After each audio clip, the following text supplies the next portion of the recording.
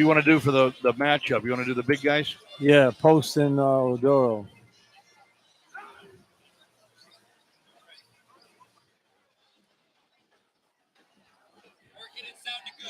Okay.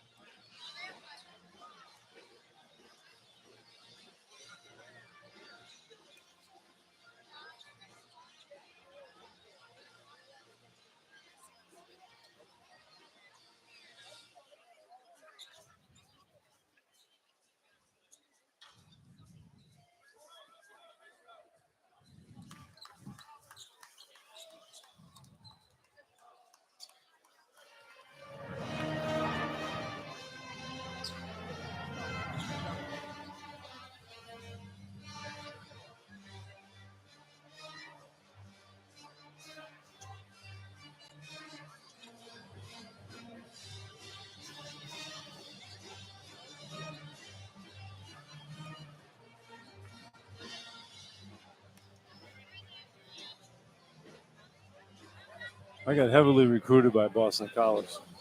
I remember you telling me that, yeah. They had an assistant coach at my practice at LaSalle every day for a month. Brett, straight. I'm all messed up. Do we have another break to take? Okay. John and Joe back inside the amp. It's Providence and Boston College minutes away here. It's time for our Midland Roofing. Protect this house. Matchup of the game. I guess we got to go inside of this one. Quentin Post, the 7-foot graduate student out of Amsterdam, a transfer from Mississippi State, against Josh Oduro, don't we?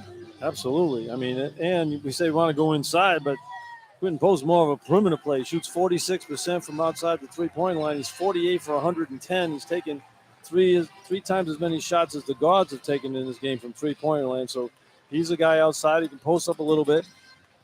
And the big fellow Oduro, I mean, he can make three-pointers as well, and he can get to the basket on the post. So that should be a pretty good matchup in this one. Friars also, because of no Carter, no Barron, they got to find somebody to pick up the scoring slack, obviously. Well, more guys have to look for shots. And, that's going to be Jaden Pierre. He has to be a guy that's going to have to shoot more. He's done it in New York. He started to look at his shot a little bit more. Corey Gain has to look at it.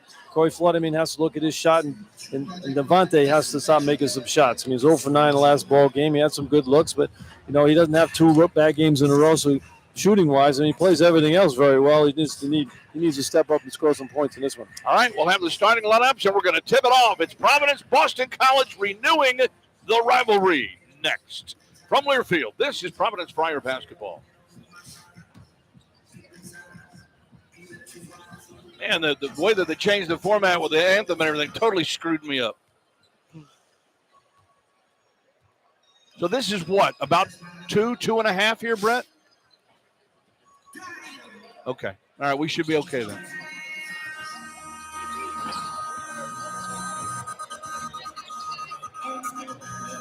I know.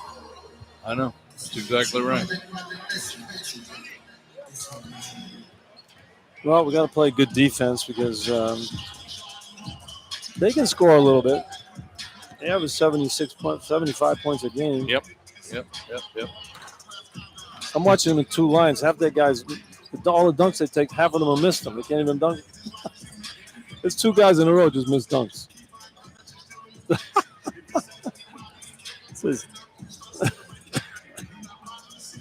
Oh, God made one.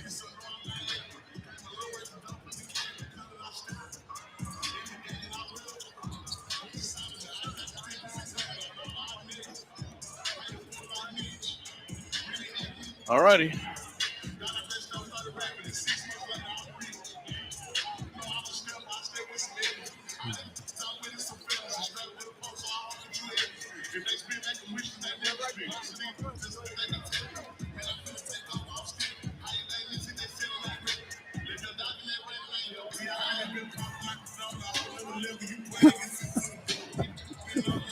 The warm-ups are horrendous. I mean, that ball just went over the shot clock.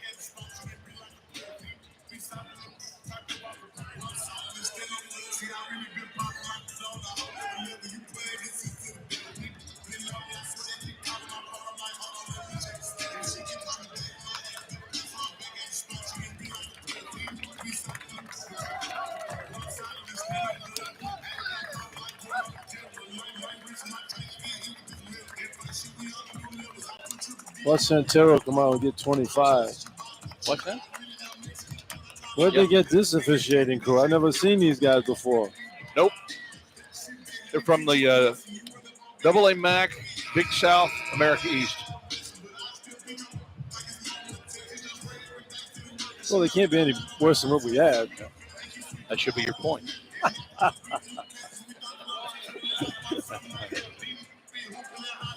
And once again, we welcome you inside the Amica Mutual Pavilion in downtown Providence, Rhode Island for Providence Friar basketball. It's the first round of the 2024 National Invitation Tournament, and it's an old Big East matchup. It is Providence College and Boston College. Hi again, everyone. I'm John Rooke, along with Joe Hassett. Both teams into the season a little bit differently, actually. The Friars, well, disappointed with where they are. Boston College, maybe not so much because they ended this year winning 4 of their last 5. But the Friars also had a couple of big wins in New York last week, and now they find themselves in postseason play, and the goal here is just simply to play on. Yeah, it is. And, when you look at Boston College, they got to be thrilled to be here because Friars were on, the last 4 in at one point. Then they were on the bubble for one point. But this Boston College team, when you look at this, where they were struggling. I got to find their stats here, but at one point they were 15-14 in their league, John. Right. 6-12 in Atlantic Coast Conference play, and they got hot at the end to get to 19-15 and get themselves in a postseason tournament. So they have to be happy about it. They're playing good basketball right now, and they have a senior on the team, the big guy Quentin Post, but the other guys are all juniors, I think. So, right. They come back next year and play again if they don't go in the transfer portal. So it's a game that Boston College is probably thrilled about it being. I don't know how thrilled the Friars are going to be about playing in this game, but we'll find out early. Most notable, I think, in Boston College's schedule is they have 3 wins over the Miami Hurricanes in the last month of the year. Yeah, and Miami team we saw in the Bahamas wasn't that bad. No. They kind of mailed it in at the end of the year, though, Miami. I don't know what happened to them, but, I look at Boston College. They had lost at home to Virginia, 72-68 on February 28th with 15-13. Then they lost to Pitt, 90-65 at home on March 2nd to go 15-14 and 6-12 in the ACC. I'm like, just mail it in at that point. Then they went on to beat Louisville, who was awful. Then they beat Miami again. Then they beat Miami again in the tournament. And then they lost to North Carolina State, but they had a pretty good tournament. They beat lost to a Virginia team that they should have beat. They beat Clemson, who ended up in the NCAA tournament. They beat them by 11 in the ACC tournament. So They started to play well. If they had beaten Virginia, they would have knocked Virginia out of the tournament. Probably St. John's would have got that spot. Let's take a look at the starting lineups then, presented by Blue Cross Blue Shield of Rhode Island for the BC Eagles under Earl Grant in his 3rd season at Boston College, his 10th season of coaching overall after having a very successful start to his head coaching career at the College of Charleston in the Coastal Athletic Association. Quentin Post, 7-foot graduate transfer out of Mississippi State from Amsterdam, 2nd team All-ACC, made the All-ACC defensive team, averaging 17 points and 8.2 rebounds per game, along with nearly 2 blocks per game. He will be a load, I think, for Josh Oduro to handle inside. Claudel Harris, 6'3" junior from Hahnville, Louisiana, and a transfer from Charleston Southern at 13.7 points and a 36% three-point shooter. Jaden Zachary, 6'2" junior out of Salem, Wisconsin, transfer from Chipola College, 11.5 points and a 41% three-point shooter.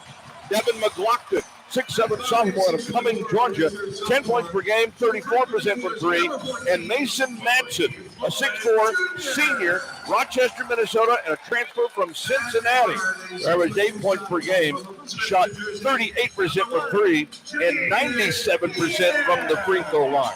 So it's Post, Harris, Zachary, McLaughlin, and Madsen for the BC Eagles. For the Friars under Kim English, in his very first postseason game officially in his 3rd year as a college head coach, Josh Oduro, the 6'9" graduate transfer from Gainesville, 16 points, 7.5 rebounds per game.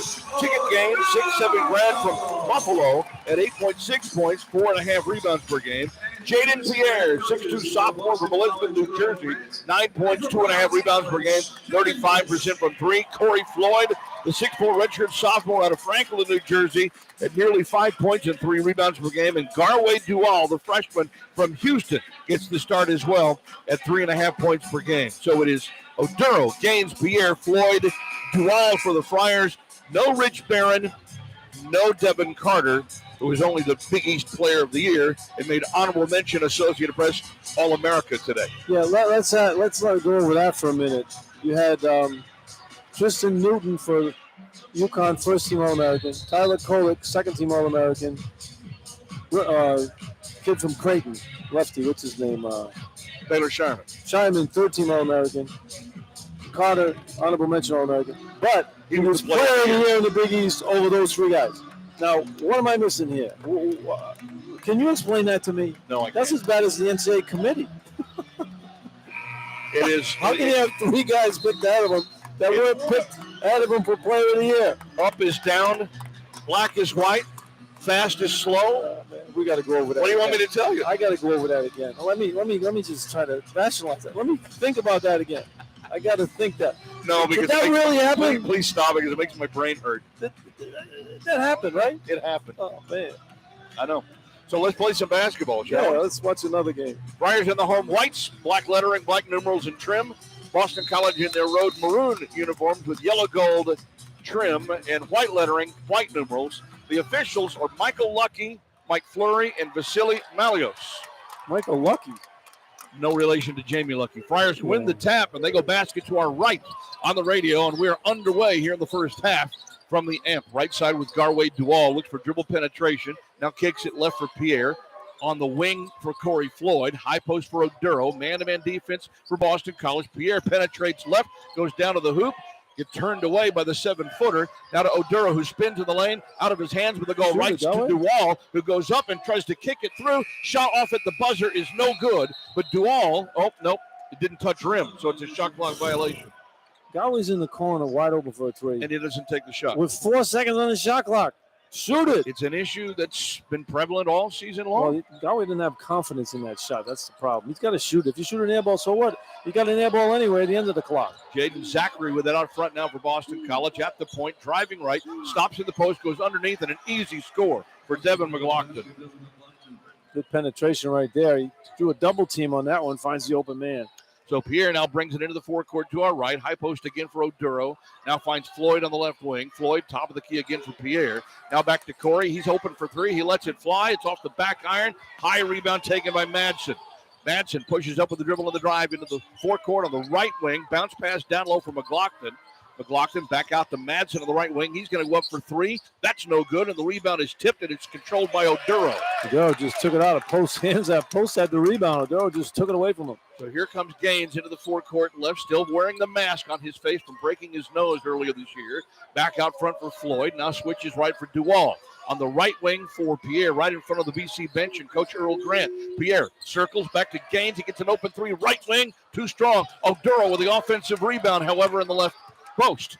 He'll work his way into the lane, tries to go up and under on Quentin post. Turnaround jump hook is too strong, and Madsen with a rebound. Good defense by Boston College, especially post. He's 7 feet. He's going to bother Odoro's shot in this ballgame. Friars have missed their first 4 shots from the floor. Zachary has it, uses a screen, fires the three, no, and Corey Floyd with a rebound. Floyd now pushes in transition up the middle of the floor to the right side, hands off to Gaines, finds Pierre.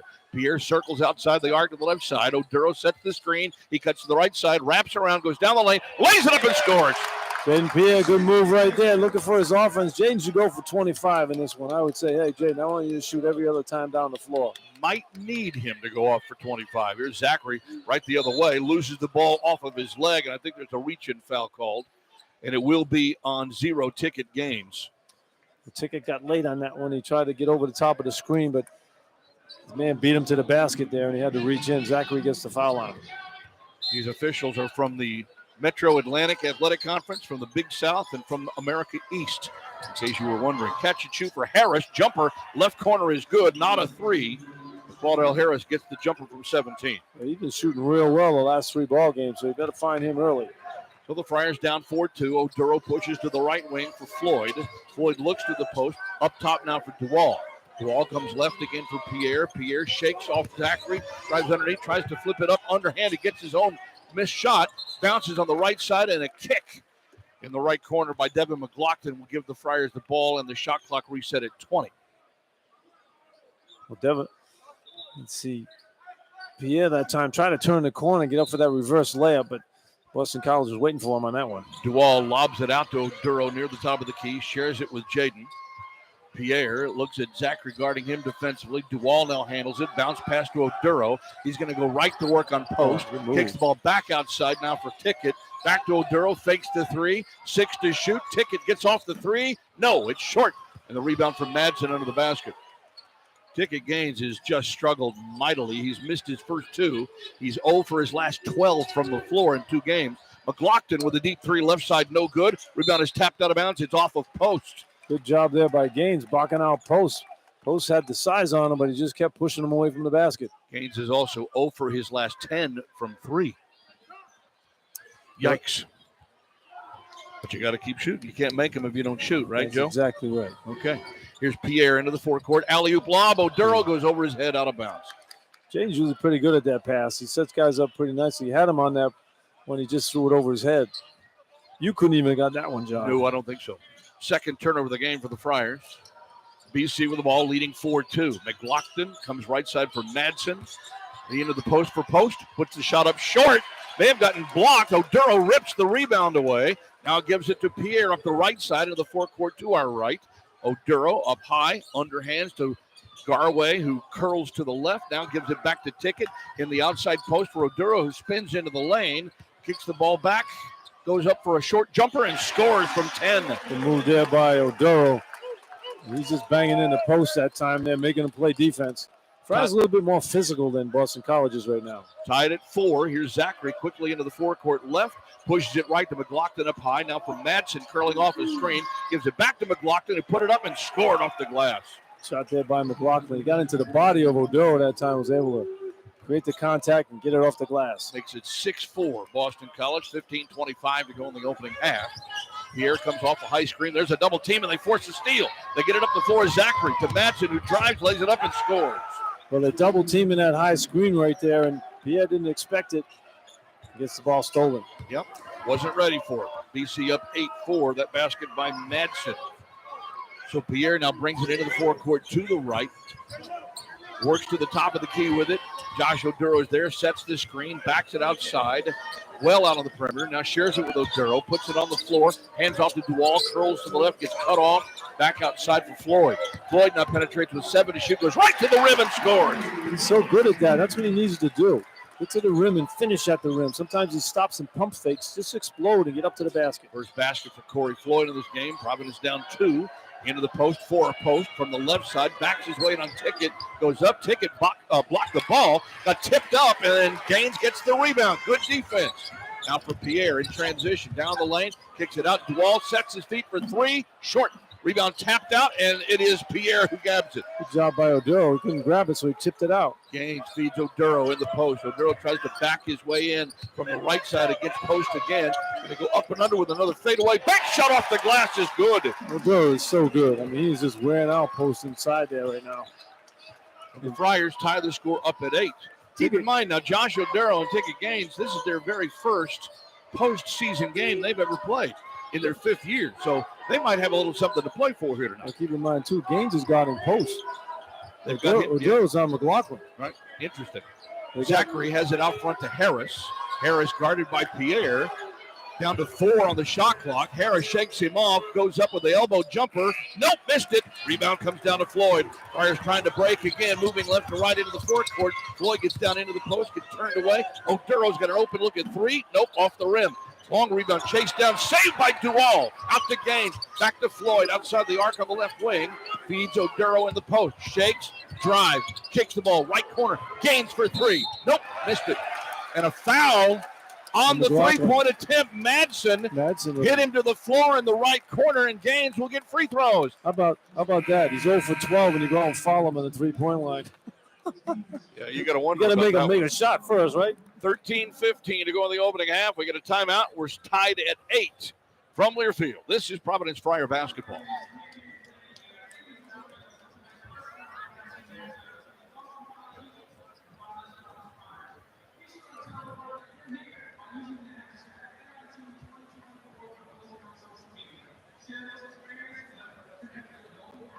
Foul the guy who's 0 for 12 from three-point. I know, right? I mean, that's just stunning. How do you do that?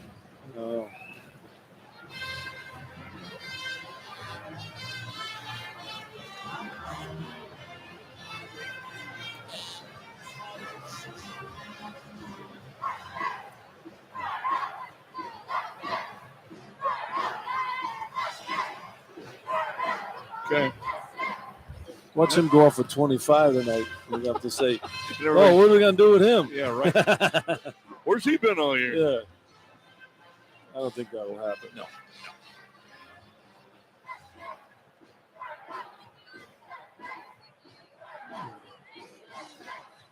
If I was him, though, I'd shoot it every time I got it. Why not? Yeah, what do you got to lose? Yeah.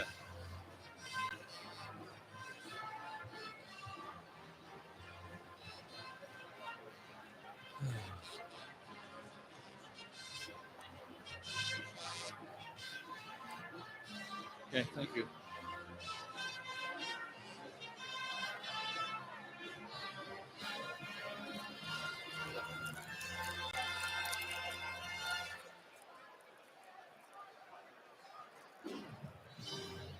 John and Joe back inside the amp. We're tied at 8 with 13:15 to go here in the opening half. Time for our Dave's Marketplace. Fresh take of the game. Well, both teams not shooting the ball very well. 40% for Boston College, 4 for 10 from the floor, 0 for 3 from three-point range. Friars are 4 for 11, 0 for 6 from three-point range. Right.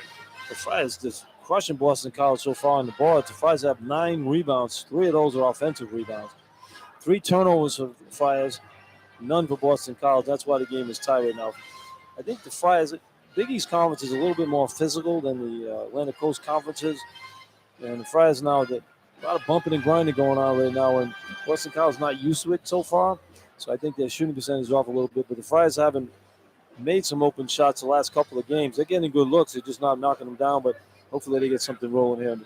And that's after this timeout. BC with 3 total rebounds. Friars have 3 on the offensive glass already. That's what's kept them in it right now, even with the missed attempts. Exactly. Friars 9-3 in rebounds. No turnovers though for Boston College. So they're taking good care of the ball. But combined, both teams are 0 for 9. So both teams coming out a little flat. It's hard to pick up in the last couple of minutes, though, the tempo of the game got going. But I find it interesting, the matchup, John. Coach Inglis doesn't have Odoro on post. He put Ticket Gaines on him, so Gaines is guarding the 7-footer, something he's used to doing all year. He's played the power forward position. He's played the center, and a lot of times when the Friars have played little. Right, and they put Josh Odoro in the paint because Josh just patrols the paint, looking to help out any penetration, and that's what Coach Inglis likes him to do. He wants to have him in there so he can help out on the defense. And if post does happen to beat Gaines to the basket, Odoro's back there waiting for him. Donovan Santoro comes into the game for the first time. The 6'8 freshman from Los Angeles only played 10 games this season in the regular season, for the Friars averaging just under a point per game. And Donald Hand, 6'5 redshirt freshman for BC from Virginia Beach, has checked in for the Eagles as Gaines makes the first of 3 free throw attempts.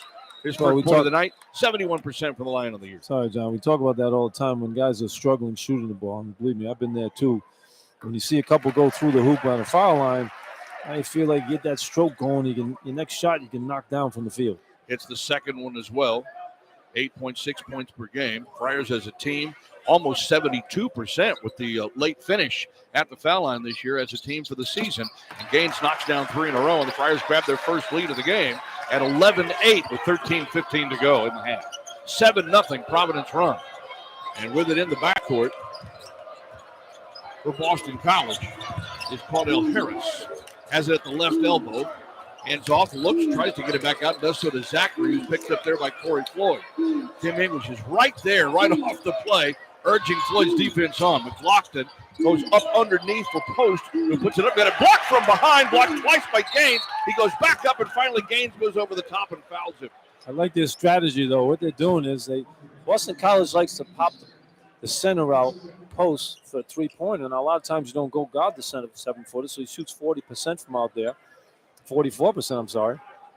So what Kim English has done is he put Gaines on, deny him the ball at the top of the key. So Boston College was lucky to get that ball into the post there because Friars are disrupting the offense because they're making Post have to get the ball in the post instead of at the top of the key on the three-point line. Post hits the first free throw. He's 81% from the line of the year. Boston College as a team was 7th in the ACC in team free throw shooting at just under 74%. And Post's second free throw is on the way and good. So we got them both. His first 2 points of the night. Friar lead cut to 1 with 12:45 to go in the first half. Pierre has in the backcourt some 1-2-2 pressure by BC, but they fall off back into the half court on defense. Stay in a man as Pierre brings the ball into the forecourt to our right. Bounce pass, high post for Oduro. Turns and looks, drives on Clinton. Post goes right around him and gets called for the foul. Post with a hold. See, Oduro is such a weapon. He's 6'9", 6'10", and he plays like a guard out there. Good passer. They actually set a screen. Corey Floyd set the screen at the top of the key for Oduro to come off the screen and go to the basket. So the foul called on Quentin Post, at least I thought it was. Inbounds comes to Oduro. Second team foul on BC. Gaines out to Pierre. Deep three. Off the front of the rim. Won't stick. Rebound controlled by Hand. Donald Hand up the right side. The sideline into the forecourt. Now finds Zachary out front at the point. High post for Post against Oduro. Now he's going to show it. He's going to drive it. He puts it up and scores from the right wing. Good move by Post right there. Went to the basket, little jump hook. Yep, and he gives the Eagles the lead again at 12-11. So they've scored 4 unanswered. Back to Floyd again on the left side. Coming off the screen is Pierre. Starts left, goes to the right. Double team is there. Lobs it to Oduro in the post. Double team follows him there. Spins the ball back outside to Floyd. Drives the left baseline. Goes all the way through. Bounces to Pierre in the right corner. There's a three. Good movement without the ball that time by Pierre. He got to the corner. Saw Corey Floyd go on the baseline. He floated into the corner, give him a target. Gets the pass, knocks it down.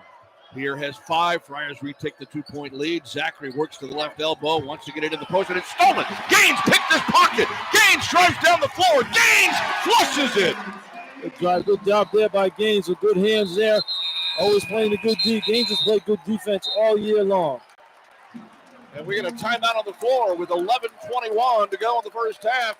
And a little bit of energy here for the Friars on the floor as they take a 16-12 lead over the Boston College Eagles. More coming up from the AMP in a moment from Learfield. This is Providence Friar basketball.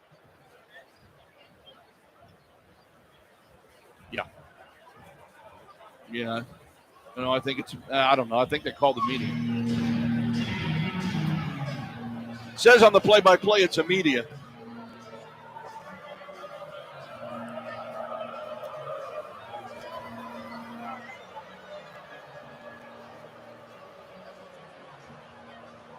Yeah, it says immediate timeout.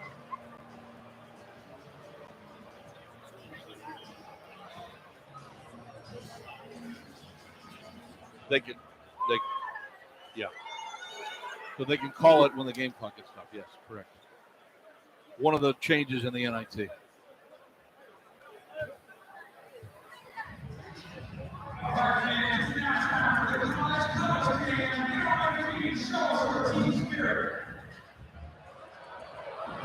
Okay.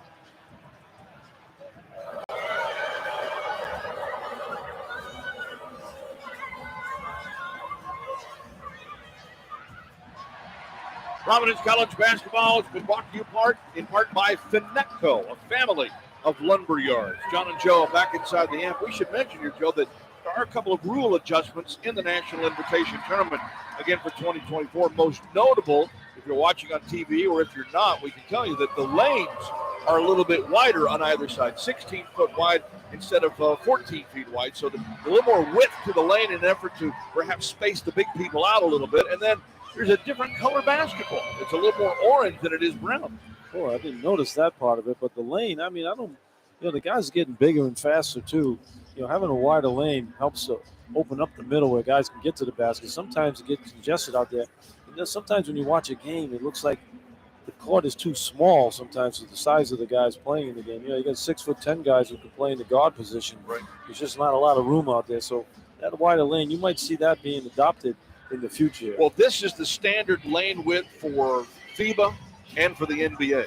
So the World Basketball and the National Basketball Association, they play with this width and lane. The NCAA is the only one with the narrower lane, and I think that's eventually going to happen as they try to basically bring the world together, whether it's professional, collegiate, or amateur. Yeah, that should happen. I mean, it should be where everything's the same. I mean, international rules though. Basketball was invented in the U.S., so everything should go by the U.S. But in international rules, when the ball's on the rim, you can knock it off the rim. It's not goaltending. Right. That's one of the toughest things to adjust to when I played in international rules in the Pan American games and the Intercontinental Cup games back in college over in Europe. Ball's on the rim, guys are knocking it off. You're playing Russia and Yugoslavia, and they're knocking the ball off the rim, and you think it's goaltending, but not the case. I don't know if we'll ever see that in the U.S. Friars bring in Rafael Castro for the first time, and Prince Aligbe is into the game for Boston College. Friars with a 4-point lead as BC has the ball. Bring it into the forecourt to our left. High post for Quinton Post. Picked up by Oduro to the right side for Claudel Harris. Now Post again, fakes the three. Spins to the left elbow. Left corner for Aligbe. Aligbe kicks the ball back out front now for Harris. Circles to the left. And Garway may have turned his ankle because there's a loose ball on the floor, but he gets the rebound. It comes down to him, and he's going to hobble into the forecourt. I think just he banged his leg on that one there, just a little stinger on it. Here's Pierre comes to the right side, and they're going to call an offensive foul on Oduro because he got involved in a pick, kind of similar to what we saw the other night against Marquette, where the guy just ran into him. Yeah, Oduro's so big sometimes, and the guy bounces off him. It's his teammate. Boston College teammates have to talk to each other and run into Oduro. It's not his fault he's this big. And the official tried to explain his reason for the call to Kim English, and Kim wasn't listening to it. Right side for Madsen, so the turnover gives the ball back to BC. High post lob to Post. Post hands off to Madsen, curls off the screen, gets into the lane. Fadeaway jumper is up and in. Castro's got to get up on that. He can't back up on that one. He's got to put his hand up. It's one thing Castro doesn't do. I mean, he's 6'11". He has his hands down in the lane. He's got to get those hands up. Second basket for Mason Madsen. Pulls BC back within two. High post of Oduro. Hands off or tries to hand off to Pierre. Got overplayed. Now he's going to penetrate. Bounces the ball and gets stolen away. Boston College with a steal. Madsen kicks it off in the right corner for Hand. Drives the baseline. Throws up the runner. Off the back iron. Tip is good by Post. And we're tied. And Kim English is going to call a timeout. Well, Corey Floyd slipped, and he's hobbling a little bit, and Howie Duwell's hobbling. So we got a 30-second timeout called here by the Friars as Boston College has scored the last two baskets to tie the score up at 16-16 with 10:02 remaining here in the first half. It's funny how that Oduro, he gets those fouls called when he sets the screen. I mean, date myself here. Wes Unseld used to set the screen. It's like hitting a cement truck when you ran into it. But, it's not his fault. He was 6'7", 260, and he doesn't move. I mean, so when you run into him, it feel like you got crushed. And he's 6'9". Oh, you mean what Unseld? Yeah, Unseld. Yeah, but, when you look at, Unseld was Rookie of the Year in the NBA 1 year, Rookie of the Year and MVP. And he was just, you're petrified when his screen was coming. And Oduro's like that in the college ball where he sets the screen. You got to know where he is because he can knock you out. And I think that's what happened there. If I'm running into Oduro as an opposing play, I'm going to hit the floor like I got murdered, and you're going to get the call because the officials think he did that. But he's just standing there. He's not moving. Here comes Pierre into the forecourt with it. Now has Castro between the circles. Comes right wing for Floyd. Floyd fakes, drives, big jump step, layup from the left end. Oh, it's in enough. And a tip by Castro. He took it away from Post and tipped it in. Good job by Rafael getting to the offensive glass that time, staying active. First basket for Rafael Castro. Now driving to the right again. Off the rim, the ball bounces, but Madsen finds Hand in the left corner for three. That's no good. Pierre with a rebound. Jaden now takes the ball into the forecourt. Up the left sideline. Forecourt to our right. High screen to the top of the key. Passes off to the wing for Gaines. Now Gaines finds Oduro on the high post. Josh goes back to Jaden. Tries to shake off. Look for the give and go. Not there. Penetrates to the right. Goes back to the left. Spins into the lane. Fadeaway is up. Bounces and it comes out. Wow. What That's a good sweet move. I like that move. That's a good move on him. Sweet move. Just couldn't stick it. BC quickly with Hand in front of the Friar bench. Cross-court pass to Madsen. Madsen on the right side gets around Corey Floyd. Now on the right wing finds Aligbe. Aligbe leans in. and he jumps up against Castro, and Castro commits the foul. They've been telling him all year, don't leave your feet. Just close out with your hands up. And then when Castro closes out, he has his hands down. He's got to keep his hands up and not try to block every shot and jump. You stay on your feet. He had his man beat. So Castro's first foul, team's fourth. Substitutions back into the game is Jaden Zachary, or Devin McLaughlin, rather, and Armani Mighty, 6'10" sophomore big man out of Toronto. He's into the game. Armani Mighty. Top of the key, McLaughlin right up for three, hits. Wide open. Friars don't give up many wide open shots, but he was wide open on that one. Had all day to shoot it. And that gives the Eagles the lead again at 19-18 with 8:35 to go in the first half. Coming off the screen is Pierre to the left side. Zachary back in the game guarding him. Now for Oduro on the right-hand dribble. Goes inside on the big fella. Kicks the ball back outside. Floyd for three. Yes! Good pass there again by Oduro. I mean, he's so clever out there. He drew the double team. Corey Floyd moved into the open spot where he could see him. Knocks down the three-pointer. First tray for Floyd. He has 5. Providence back up by 2. On the high post, Mighty comes to the left wing for McLaughlin. McLaughlin, top of the key for Mighty again. A handoff for Hand. Hand pulls up the elbow jumper. No good. Elevated. Rebound for Pierre. Good D that time. Pierre up the middle of the floor. Passes right to Gaines. Right corner.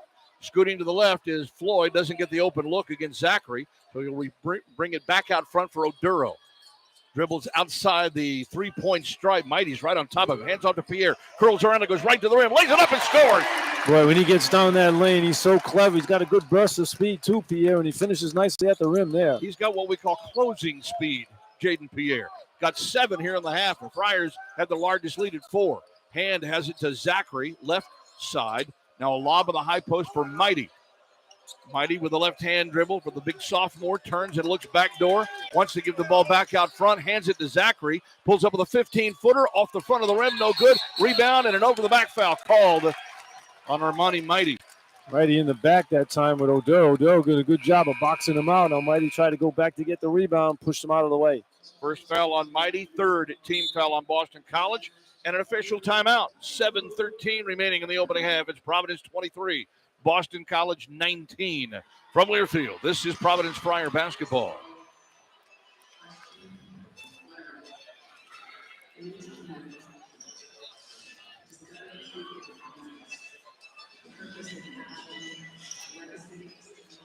Armani Mighty. That's a hell of a Armani name. Mighty. Yeah, he's in all-name book. Yeah, he might be there. He might be on the all-name team, huh? Yeah. We've had some good ones Put this year. 10 guys on this year. Right?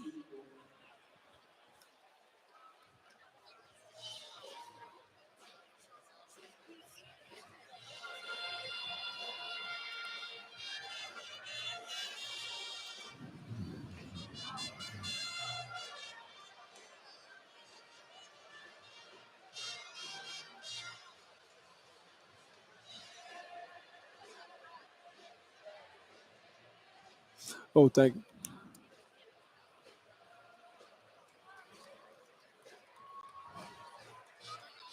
We got one more timeout, correct, Brett? Okay. I don't know why I'm so flummoxed by this format tonight.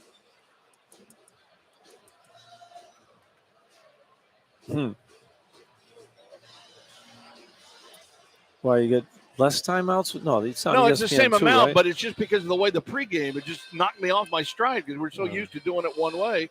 And the NIT says, no, you got to do the anthem 15 minutes before game time. And I'm like, well, why? Well, nobody was even ready. Well, nobody was ready for it. I know. The Hot Potato Food Truck, a proud partner of BC Athletics. For your next event, call the Hot Potato Food Truck, 401-919-3009. Well, Jaden Pierre off to a good start in this one. That's what I like to see. Jaden's a very good player. I think he'll only get better. He has 7 points. He's leading scorer in the ball game so far. He's 3 for 6 from the floor, 1 for 3 from three-point range. Josh O'Duran have a good ball game, too. Josh is 2 for 4 with 5 rebounds. 2 of those are offensive rebounds. He has 1 assist. Friars just don't have 2 assists on 9 made baskets. That's unusual for them. They usually move the ball around a little bit better. Boston College on the other side is 8 for 20, 1 for 5 from three-point range. They have 7 rebounds. Friars out-rebound, though, 14-7, double them up. 2 offensive rebounds for Boston College. They have 5 assists, though, on them, 8 made baskets. Just one turnover for Boston College so far. Taking pretty good care of the ball. Friars have 5 turnovers. This is the 114th meeting all time between these two longtime New England rivals. Friars lead the series 62 wins to 51 for the Eagles. We mentioned in the pregame last time these two teams met was in 2018, back on December the 4th at the County Forum. 195 was the Friar win that particular night. Last win at home here against Boston College came back in 2017. It was a 20-point win at 86-66. Last time the Friars lost here at home to Boston College was in 2009. Wow. That's a long time ago, John. You were actually young back then. Younger. Yes, thank you. Friars with the ball. Pierre in front of the BC bench on the near side. Forecourt to our right. Back out front now for Corey Floyd. Floyd shares into the high post. Oduro turns as Quentin Post to check back in. Oduro pushes his way in, finds Gaines in the corner, drives the lane, gives it back to Oduro. He's got an 8-footer off the rim. It won't go, and the rebound taken by the Eagles. Good defense by the Eagles that time. They're challenging everything. Claudel Harris handles it on the left side. Now centers it for Post. Back to Harris again. Harris is matched up against Oduro. He's going to step back and fire off a deep high three, and he swishes it. Well, Harris saw he had Oduro on him, felt like he could get some space and raise up and shoot over him. Didn't worry about the shot getting blocked. He's had 40 threes in the last 3 games taken. Makes his first one tonight. Here's Pierre for 3. Gets it right back. Well, you get the great shot there by Oduro, setting up that screen for Pierre. Knocks that one down nicely. Donovan Santoro back in the game for the Friars. His Post has it between the circles. Now from Madsen left. He drives to the basket, throws up the runner. Blocked by Gaines. Santoro with the rebound. And then he stepped out of bounds on the baseline as he couldn't quite save it. His momentum took him out of bounds. So BC will get the ball back after that big 3 by Pierre puts Providence back up by 4. 6:03 to go here in the first half. I'm watching Kim Inglis. He is fired up for this game. When the players see him so excited and animated out there, they start picking it up themselves. And he wants to win this ball game. He's not coming in here worrying about the last couple of games. No question. This is his first postseason game, too. Let's keep in mind in his 3rd year as a coach. Post in the post. Drives, goes up and under with the left hand. Short. Oduro with the defense and the rebound. Good move by Post, but good job by Oduro keeping his position. Oduro drives right, gets into the lane, and then gets fouled by Post on his way into the lane and picks up his 2nd personal. Josh comes down flying on the wing right there. Did a nice job of keeping the pressure on Post to get back on defense after that missed shot. See, Josh gives you so much versatility out there. He got the rebound, took it the length of the court as the center, and Post had to get back, just didn't get in position in time, picked up the foul. 4th team foul on BC. Friars will inbound here. They have 24 on the shot clock. They'll go baseline left of the basket. The lob out for Oduro. And then Post just fouled him on the inbounds and picked up his 3rd foul. That's a silly foul by Post. Oh, my. I think he's a little frustrated playing against Oduro because Oduro's not only physical, he's very good with the ball and getting to the basket. And Post is a little out of his element playing a double threat like Oduro, who can hit threes and put the ball on the floor. The Eagles will bring Armani Mighty, the 6'10 soft out of Ontario, and then also will bring in Elijah Strong, 6'8 freshman from Charlotte, North Carolina. Or I guess just Strong then, so Mighty's still on the bench. But they've got Strong in the game now for the first time as Post picks up his 3rd personal. Inbounds, Pierre fires off the 3, no good. Rebound, though, for Corey Floyd. Steps back, 3-pointer, right corner, short. And a rebound from McLaughlin. I like the aggressiveness by Corey, though. He got the rebound, took it out to the corner, and took the 3. Claudel Harris with the ball into the forecourt for the Eagles. Looks for the screen set out front. Now penetrates to the left, gets to the left elbow, gets into the lane, turns around, reverses, up and in. He is a slick-looking player. Yeah, that was a good move right there. Floyd played good defense. He just made a good shot. Harris transfer from Charleston Southern. Gets his 7th point of the half, makes it 26-24 Friars. Pierre comes off the screen, finds Floyd on the left sideline, doesn't get the 3 off and backs it out. Now up high again for Pierre. Pierre drives to the right. BC in a zone, Joe, as Pierre drives down inside, kicks it through, and then the ball gets stolen by Harris. Harris pulls up for a deep 3 on the break, missed it, and the rebound tapped out bounds. It'll be Providence ball. So that time, Boston College went to a zone and changed it up on the Friars. And then Providence turned the ball over. That's their 6th turnover of the half. Santoro comes out, and the Friars will bring Dual back in. And Santoro looked a little nervous out there. He hadn't played much at all this year. He gets to play quality minutes in the first half, so he was just out there hoping he didn't make a mistake. I believe this is his first half of action in his career. Yeah. So in a postseason game. Exactly, in a postseason game. Here's Duval with the ball out front now with it. Works to the right side to Floyd in front of the BC bench. Quick pass underneath. Oduro goes up around the rim and it's spun out. How did that not go down? That was halfway down the hole. That came up to miss the shot. We used to call that back in the day a toilet ringer. All the way around the rim and it just didn't fall. On the right side, McLaughlin feeds Madsen in the right corner. Madsen wants to drive on Duval. He's going to step back for a deep three. Off the mark, Oduro with a rebound. Now for Pierre. Controls it. Looks for penetration, backs it outside the three-point stripe in the center. Now goes back again, reverses on Madsen, and then loses the ball, and it's controlled here by Strong, who goes down the lane, lays it up, and scores. Boy. Elijah Strong only averages 2 points per game. He almost fell on that shot. Gets his first basket, and we're tied at 26. Pierre's already got 5 turnovers in this game. It's one thing to be more aggressive on offense, but you got to take better care of the ball. Pass to Oduro in the left post. He's going to work on McLaughlin down low. McLaughlin tried to flop. Did they get it for him? No, he got a block on it. He got a blocking foul called it. Well, the officials have been consistent all year, no matter what. Guy flops like that, they call a block. So the foul on Devin McLaughlin, his first. That's the 6th on the Eagles. We have a timeout with 3:44 to go in the half. It's actually been a pretty entertaining game. Providence 26, Boston College 26.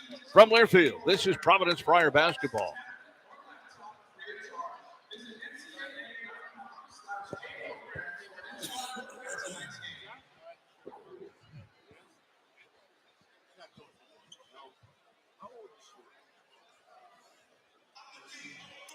How many fouls does Oduro have? One?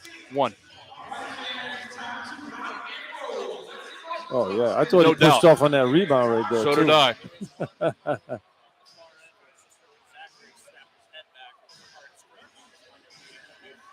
Yeah. Yeah, but Zach, they act on old man. Yeah, probably. No. Oh, boy. Kevin who? For Kansas. Oh. They're cooked. Yeah. Yeah, I think that's an upset I'll pick. I was going to do my bracket tomorrow.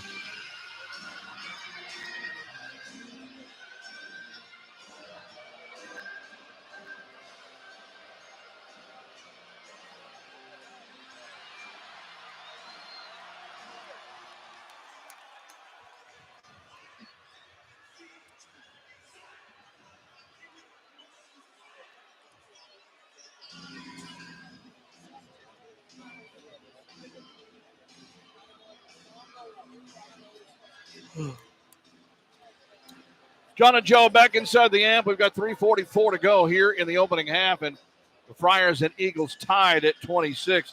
This is the first NIT appearance since 2019 for Providence, where they lost here on the amp floor to Arkansas that year, 84-72. It's their 21st all-time appearance in the National Invitation Tournament, and the Friars have a 32-21 record in the NIT all-time. Of course, winning championships back in 1961 and 1963 when it was then the de facto national championship. It was. And the last time the Friars won a game in the NIT was back in 2013 when they won 2 games and then made the quarterfinals in Waco against Baylor and lost to the Bears. And that's when I think Tim Welsh was coaching back in those days. That was Ed Cooley's second year. Oh, Ed Cooley's second year. Tim Welsh is doing the color today tonight on ESPN2. Yep. And he played in a couple of NIT games as coach of the Friars. Won a few ball games. The NIT is much different now, though, John. I mean, you don't get to go to New York anymore. The Final Four of the NIT is in Hinkle Fieldhouse at Butler. Well, it changes every year now. That's what they wanted to do. They happen to move it to Hinkle for this year. It was in Las Vegas last year. Yeah, I go to Las Vegas every year. Yeah, got to be the place to go. Well, a big stat in this one right now, Joe, why it's tied. Boston College has outscored the Friars 10-2 off of turnovers. Well, Friars have 7 turnovers, and Boston College has 1. There you go. That's why we're tied. Friars have pretty much played well. Off the inbounds, Ticket Gaines has it. Double team in the left corner. Zachary is there. Stole it, and the Eagles come up with another steal and another Friar turnover. Madsen, left corner, driving inside. Going up for the dunk is no good, but the Eagles get the rebound. That was actually Harris who went up for it, wanted a foul and didn't get the call. Strong by Oduro. has it on the top of the key. Now for Zachary, works to the left. He finds McLaughlin in the left corner, going to penetrate into the post on Duval. Slips up and under, and Duval rejects it out of bounds with 4 on the shot clock. Good job by Duval keeping his position on that. I think McLaughlin tried to plow into him. He didn't move, hit him in the chest, and then went right up and blocked the shot. So BC will inbounds here with 4 on the shot clock, 3:14 to go here in the half. They'll go baseline left of the basket. Zachary will inbound the basketball. You'll have Castro in front of him. Zachary looks for the inbounds pass. As Castro jumps high in the air, and he finally kicks it off, and it's stolen. Ball taken away by Floyd off the inbounds. Floyd pushes up the floor for Duval, who dumps it off to Castro in the post. He goes up and scores! Good pass there by Duval. Finds Castro running the floor. Castro's able to catch that one and finish it off. 4 for Castro in the half. Friars retake the lead at 28-26, and we're under 3 to play in the first half. Madsen up high for Strong, gives it to Harris. Harris is guarded by Floyd. Screen set, curls around that, gets to the foul line, bounces to McLaughlin, who banks it up. Nope, but he gets it tipped in by himself. And that's 9.5 for Devin McLaughlin. Well, Castro's got a box out right there. Durrell went over to help out. Castro didn't get his man. His man got in there. McLaughlin tipped it in. We're tied at 28. 2.5 to go in the first half. Duval into the forecourt with it between the circles. Zachary picks him up. Back to a man defensive set here for BC. Duval now crosses over, gets dribble penetration down the left side of the lane, lobs it back out front for Oduro, now swings it right for Floyd. 10 to shoot. Floyd swings out against a double team. Way outside, comes back to the right, heads right to the rim, dumps it off to Castro, who flushes. Great pass by Corey Floyd there. Drew 2 defenders, left-handed pass over to Castro, moving into the open spot and dunks it home. Superb pass by Floyd. Friars back up by 2. Zachary in the center circle. He comes left again, finds Harris. Harris waits for the screen, curls to the right, goes down the right side, stops short, leans in, fade away up. No, Castro with a rebound. That's the way to go for the rebound, Castro. Here's Duval in transition, loses the dribble, turns it over again. Ball goes out of bounds, and it is off of Harris. Corey Floyd hurt himself when he had shot to the stomach. He lost his breath. He just stayed down this end. He says, I'm all right. He says, I want to keep going here. Harris taking a deep breath there. Harris thought he was fouled as he lost the ball right in front of the Friar bench. But it came off of him and actually hit Kim English. And so Kim is going to the officials saying, man, that's our ball. So did the officials give the ball to the Friars here? They're just holding on to it as they wipe up perspiration from the floor. Providence is into the floor here. And I guess, it's going to be Providence's ball. Corey Floyd was taking some deep breaths. I was worrying about him. He couldn't move. Standing in the paint right there. He took a shot in the stomach. He lost his wind, but he's back. So Duval will bring it into the forecourt. Got to take better care of the ball, fellas. Drives to the right side, stops right corner for Oduro in front of the Eagle bench. Couple of dribbles out toward the perimeter. Hands off again for Garway. Now Garway pushes back. Gaines for 3. Off the iron, no good. Rebound tapped and Madsen controls. So Gaines still having trouble connecting from deep. Madsen now for Zachary off the top of the key. Zachary comes back to Madsen on the left wing. He's got Gaines guarding him. He's going to drive, get off the dribble, gets into the lane. He throws it, and a jam by McLaughlin. Good job by McLaughlin getting along that baseline, but Madsen that time did a nice job of penetrating and throwing the alley-oop. 11 for McLaughlin to lead the Eagles in the half, and we're tied at 30, under a minute to play. Duval goes left side for Floyd.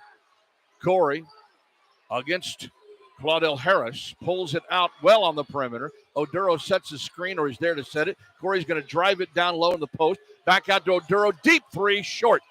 And the rebound tapped and controlled again by Harris. About 6 seconds difference between the clocks. Harris thought about the deep 3, won't take the shot over Floyd, and backs it out near the mid-floor line. Harris keeps the low dribble, turns his back on Floyd, now near the mid-floor line, down to 13 to shoot, now begins to make his move to the middle of the floor. Starts right, goes left, goes right down the lane, gets fouled by Floyd with 8 to shoot. Good move by Harris. He's a good player. And he can shoot the three, so you have to get up on him, and he can get by with that first step and puts himself on the foul line on that move. Just a 15 foul, first personal on Corey Floyd.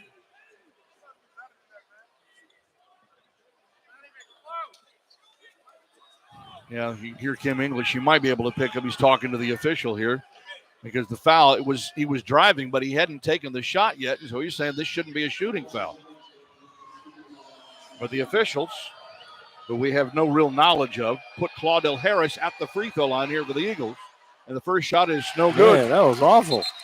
Ball don't lie. He was shooting it like he didn't want to be there. I mean, he's a good shooter. He just threw that thing up there.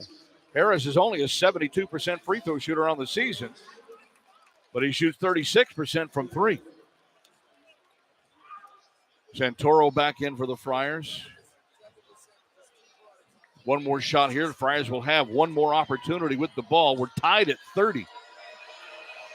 But the Friars have led for most of the last 10 minutes of this second half, of the first half. And the second shot is good, so the Eagles retake the lead.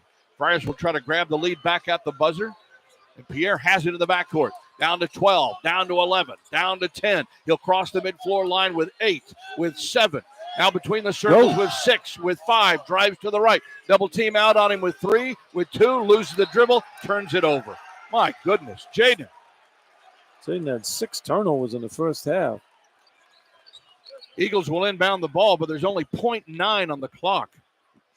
They just wait way too long to get into the offense. Yeah, they should have used a screen with Oduro up high and go with like 7 seconds to go so you get to the basket. And if you miss the shot, you still have a chance at an offensive rebound. Wow. Didn't even get a shot off there. Didn't even get a shot off. Instead, he turns it over for a 6th time here in the half. That's extraordinary. Inbounds comes in, and the Eagles will just hold on to it. And Boston College will take a 1-point lead into the locker room at halftime, 31-30 over the Friars. Well, that's the turnovers that just killed the Friars in that first half, John. I mean, Boston College only had 1, and Friars had like 10 turnovers in this first half. That's why it's a 1-point game. So 31-30 for the Eagles. We got 20 more minutes to go. Austin Rooke will catch you up to date here at halftime coming up in a moment from Learfield. This is Providence Friar basketball. Both stat programs went down during the first half. We've got nothing since the under 4.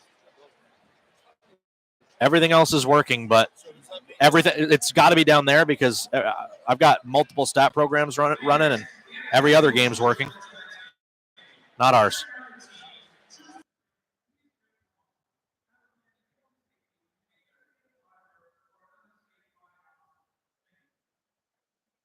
It's not just us either. It's not working for anybody.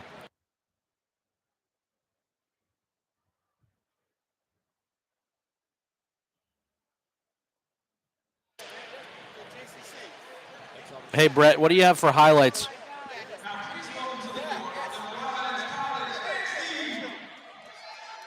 Can he hear me?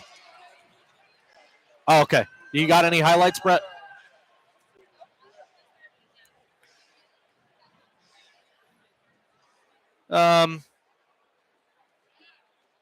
Let me see.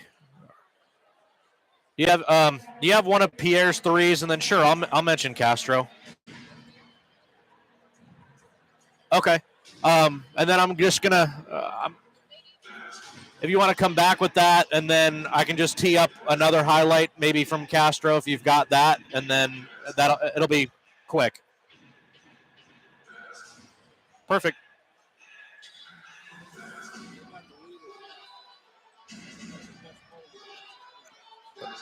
Matt, can you turn me down a little bit? He says I'm running hot.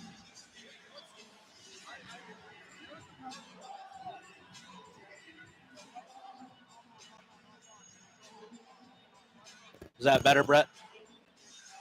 Okay. All good, Matt.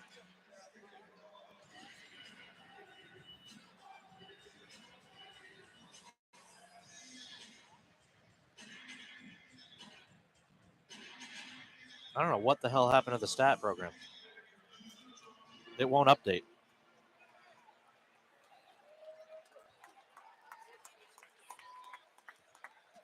Jesus Christ.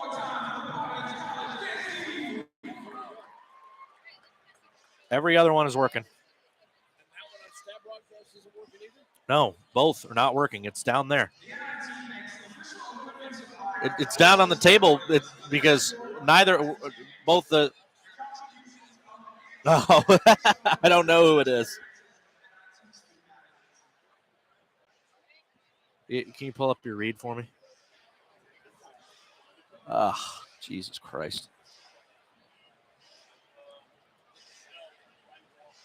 Neither team led by more than 4. Hey, Ray, are stats working for you? Oh, no. Yeah, his is down too. All right.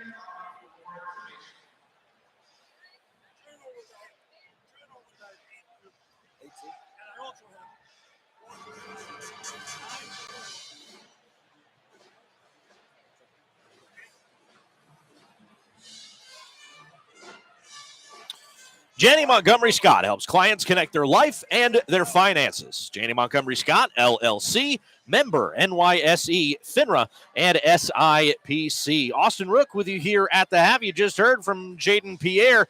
That was a 3 from the left wing, 3 of his 10 first half points.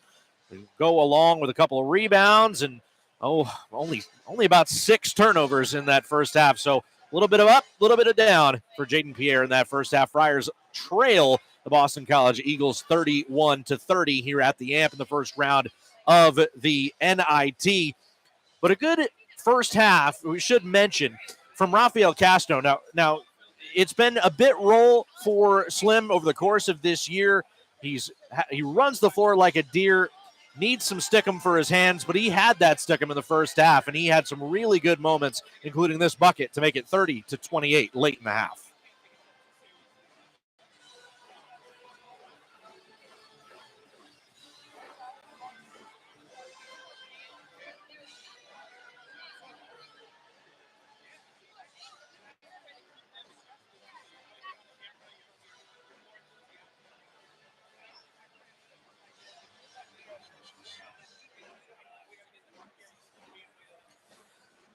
Six points and a half for Rafael Castro, 5 for Gaines, 10 for Pierre, 4 for Oduro to go with 7 rebounds and 5 for Corey Floyd. Friars with 7 turnovers in that first half, 8, 6 of which were, by the way, of Pierre mentioned that just a second ago. And the Friars trail by 1 here at the half against Boston College. Back with more here at halftime. From Learfield, this is Providence Friar basketball.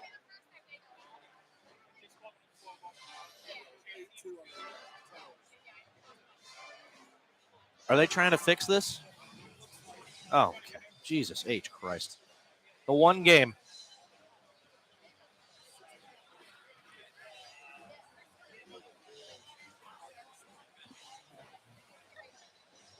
Well, both stat programs, too. They have 2 that they run, and they can't figure it out.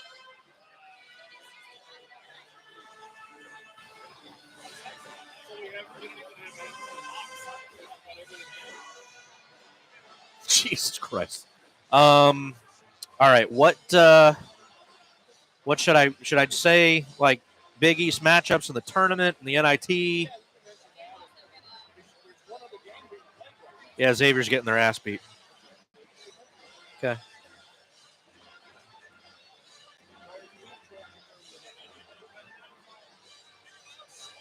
Brad, how much time do I have? Thank you, sir. All right. Okay. Yeah, Minnesota Butler tonight at 9. St. Joe, Seton Hall, VCU, Villanova tomorrow. Okay. I got it. Check this out. That's getting made for me this weekend, baby.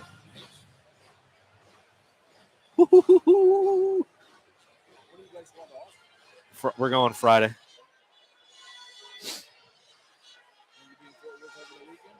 No.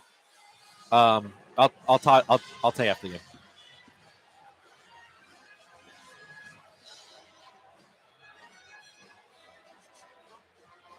We've got everything planned. I'll tell you after the game.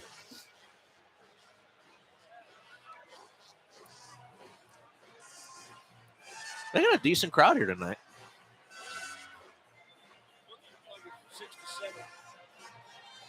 This is probably what we get for hockey. This is a hockey crowd.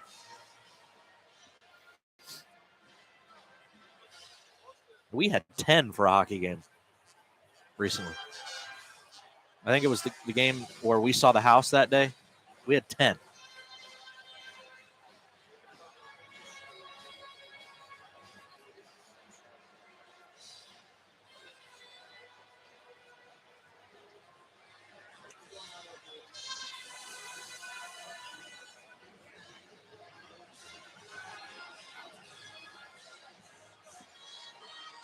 Well, I can't really do my job if there's no program.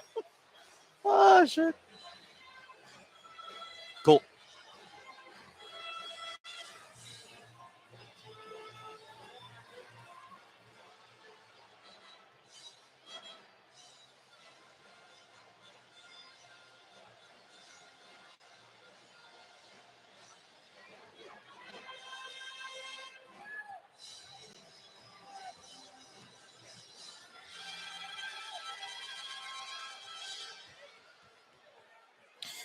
Corey Floyd with that 3, his only bucket from downtown in the first half, had 5 points on 2 of 5 shooting, including that 1 of 3 from downtown. Austin Rooke with you here at the half. Boston College with a slim 1-point advantage over the Friars, 31-30 here at the half. Let's take a trip around the Big East. Now, there's some teams in the NIT, some teams in the NCAA tournament, maybe fewer than those we're expecting, but nonetheless, we got games this week. We'll start with the NIT since that's what we're doing for the broadcast today. One other game in the Big East actually going on right now in the NIT. Xavier is playing in Athens against Georgia. They trail 46-34 at the half. And Friar fans know that the Friars beat the Georgia Bulldogs earlier this year in the Bahamas. 10 points in the first half for Xavier's Abu Usman. Minnesota and Butler will also play tonight at Hinkle Fieldhouse, the home of this year's NIT Final Four. And those will round out the 3 NIT games tonight, of course, with this one as well. A couple of Big East teams playing tomorrow night in the NIT. St. Joe's playing at Seton Hall, and Villanova will host VCU on the main line tomorrow night in the NIT. This week in the NCAA tournament, the 3 Big East teams will play. One on Thursday, Creighton will play Akron in the 3 versus the 14. That will tip off at 1:30 on Thursday afternoon. And Marquette will play Western Kentucky in the 2:15. That one on Friday, as well as UConn and Stetson from Brooklyn on Friday afternoon as well. Those are the Big East teams playing in the postseason. Providence looking to advance to later on this week. They trail Boston College at the break, 31-30. Second half action coming up next. From Learfield, this is Providence Friar basketball. Oh, it's back now. Yeah, okay. All right, good.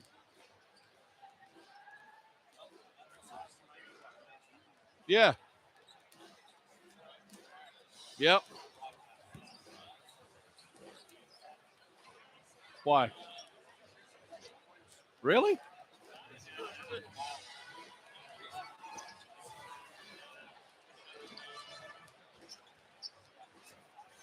Oh. It's coming back now.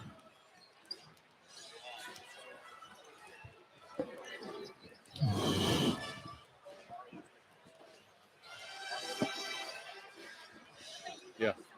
Good.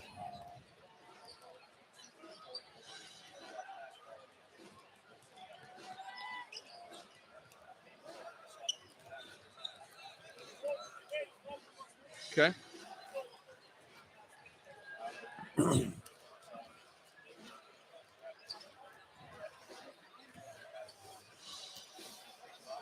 Friday afternoon.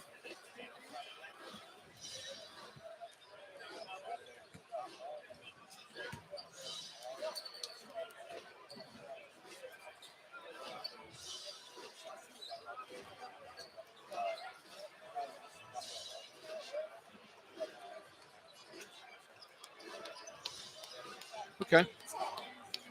Okay.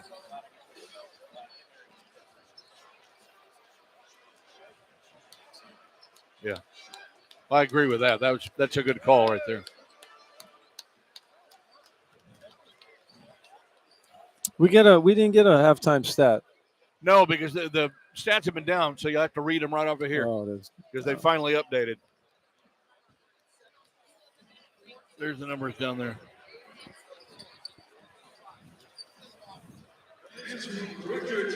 Oh yeah. Look at that. Yeah.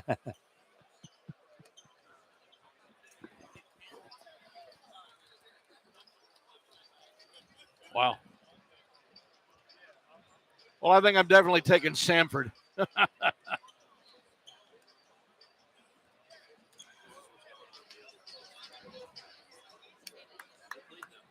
Yeah. Wagner. Yeah. Wagner's up 14 on Howard. Team we beat. Howard? Yeah. Oh. No, Wagner. Yeah. 8th season. Yeah, right. Right. Put it this way. He was playing college basketball when John Zanini was still alive. Who was? Seth Towns for Howard University. Wow. How long has John been gone? 7 years. No shit. Yeah.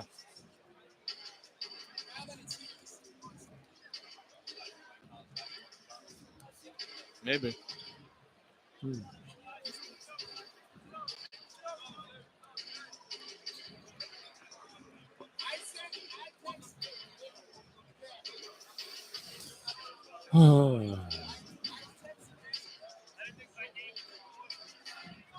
John and Joe back inside the amp, getting ready to get started with the second half here in Boston College, leading Providence 31-30 at the break. And Joe, really, the big difference in the numbers here, Friar turnovers killed them.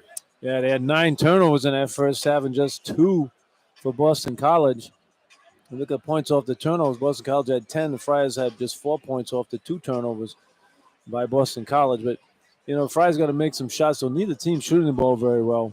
Friars, 12 for 28 at 42%, and Boston College even worse, 13 of 33 at 39%. But, and the Eagles had Quentin Post on the bench in foul trouble with 3 fouls. Yeah, but the other 4 guys played 18 minutes, so they don't use their bench a lot. They play most of their guys, but I always look at minutes played. But Friars did the same thing. I mean, Friars aren't very deep in this ball game to begin with, but both Oduro and Corey Floyd played the whole 20 minutes in the first half, and Gaines played 19 of those. So we'll see what happens here in the second half. But Post, you mentioned, John, that was big. I mean, he's their best player, and they picked up that 3rd foul, and they end up taking the lead with him on the bench.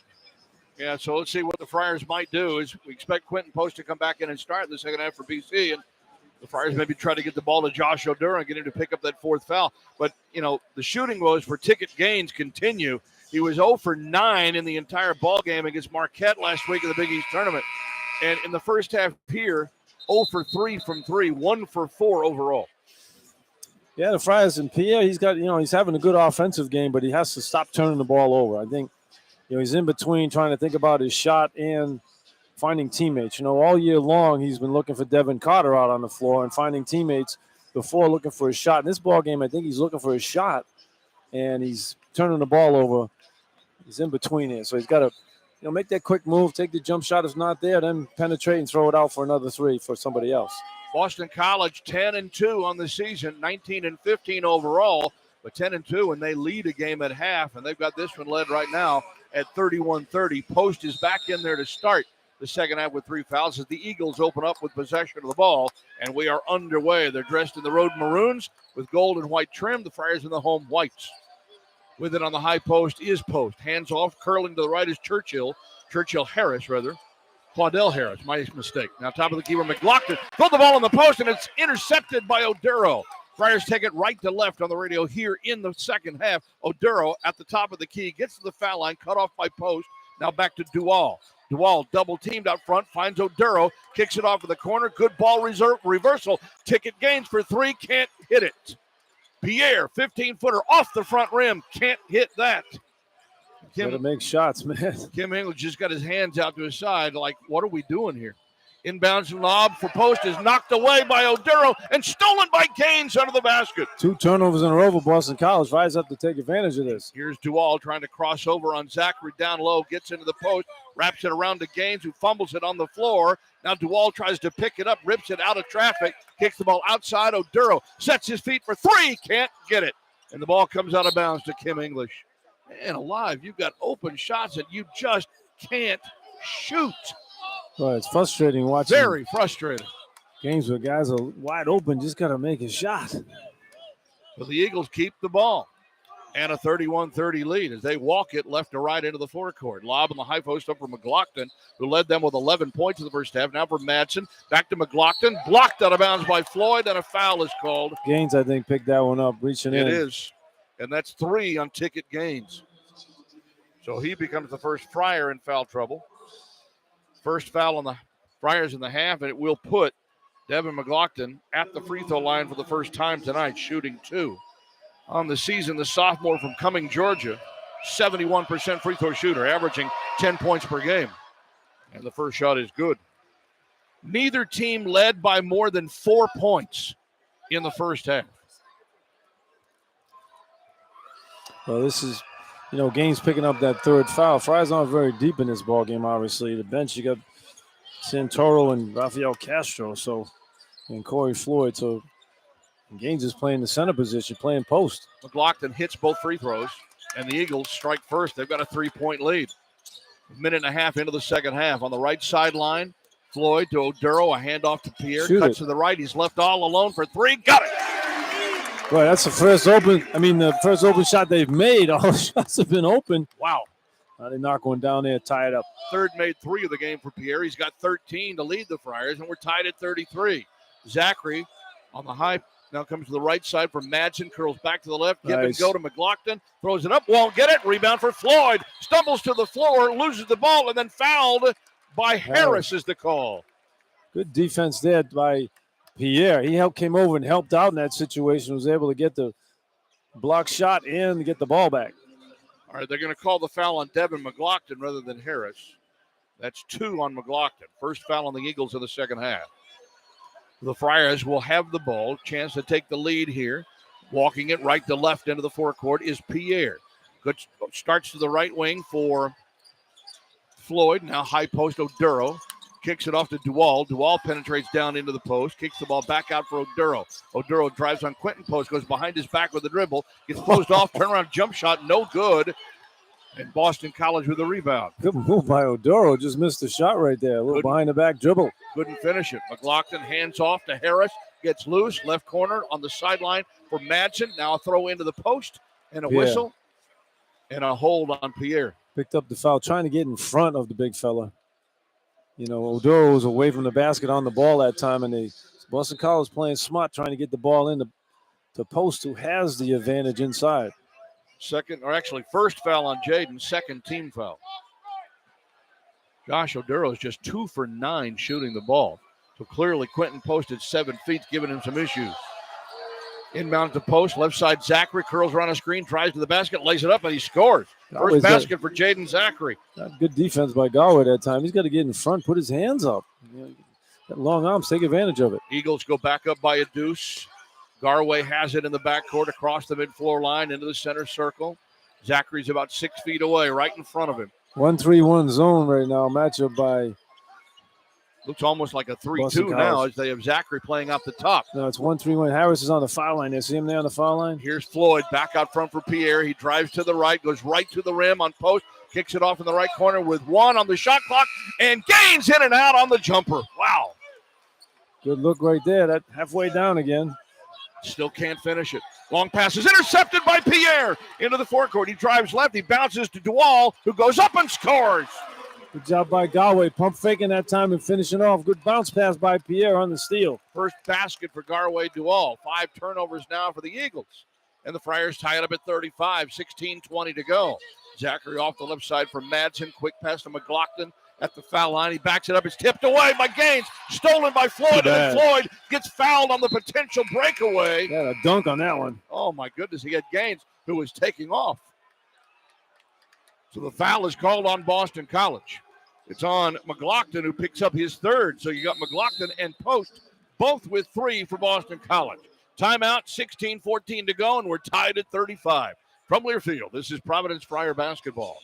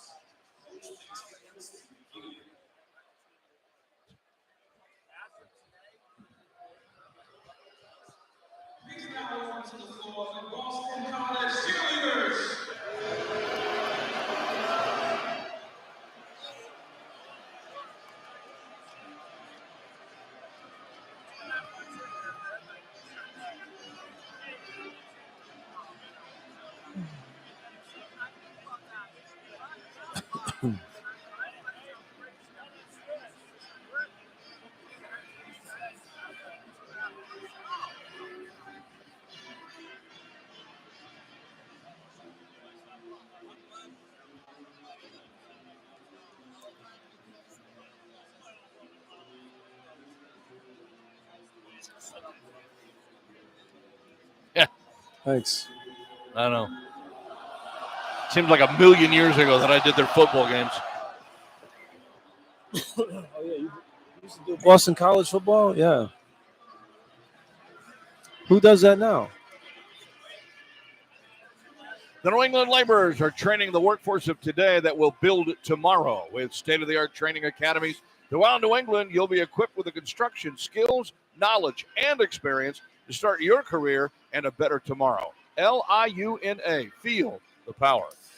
Well, we talked about pregame, John. Who's going to step up in the ball game offensively for the Friars? And I thought Pierre has to start looking for more shots in this game, and he's going to have to do that more next year as well. And he's taken 10 shots in the ball game so far, and he's hit 5 of them. He's 3 for 6 from three-point range, and he has 13 points in the ball game. The only negative for Jaden in this one, he has those 6 turnovers. Josh Odell just 2 for 9, but has those 7 rebounds and doing a good job passing the ball as well. Friars just 14 for 35 from the floor, and guess what? Boston College, same thing, 14 of 35 from the floor. Friars are 4 for 17 from 3. Boston College only taken 8 and this made 2 of those. Friars out rebounding Boston College now 21-20. At one point it was 14-7 in the Friars' favor. Right. Boston College doing a better job getting on the boards. And turnovers, though. The Friars with 9, but Boston College only had 2 at halftime. They have 6 now in the second total in the ball game. The Friars will take advantage of those turnovers. And you got both McLaughlin and Post with 3 fouls for the Eagles, who are still in the ball game. 16-14 to go, and the Friars have the possession, tied at 35. The Friars have taken 7 shots here in the second half, John. They're 28%. Boston College has taken 2 shots. They're 1 for 2. The turnovers have hurt them. Turnovers have hurt. Defense has been pretty good. Let's see if they can find some offense. Dual brings it into the forecourt to our left. Now up high with it, Oduro. A hands off to Floyd. Comes back to Dual. Dual comes off a high screen. Reverses back left for Floyd. Floyd penetrates, finds a three-pointer. Up, no good. Long rebound, chased down in the corner. It'll be BC ball. Corey had that shot right away, wide open. Then he dribbled into the defender who challenged the shot.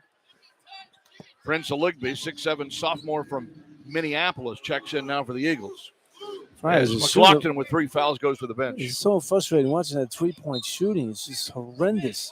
It's 4 for 18 from 3, and you're tied up in the game. Been that way kind of all year, Joe. Here's Zachary with the ball on the left sideline, gets around the screen, gets to the top of the key, shares it with Aligby. Now on the right wing for Harris. Harris drives down to the baseline, elevates for the jumper, no good. Offside rebound for Floyd.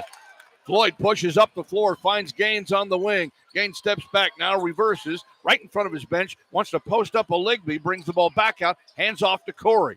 Corey looks to the post, drives into the lane, stops, kicks the ball back outside. It goes into the backcourt.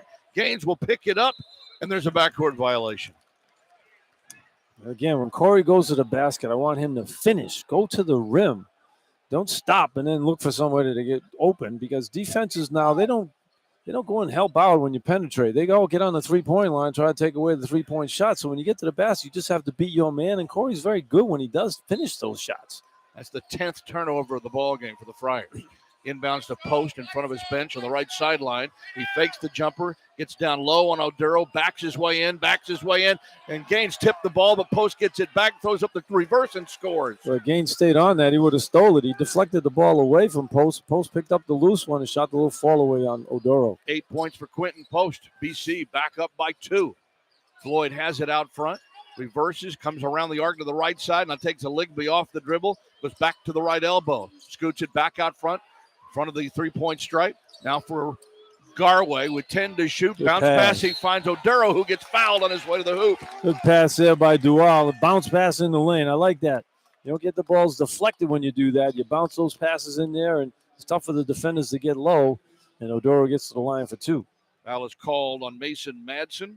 His second. That's 3 on the Eagles here in the half. I'm waiting for one of these teams to have a run. You'd like to see the Friars get it going. I mean, if the Friars are 4 for 18 from 3, if they can go like 4 for 5 from 3 in this game, they'd be up double digits.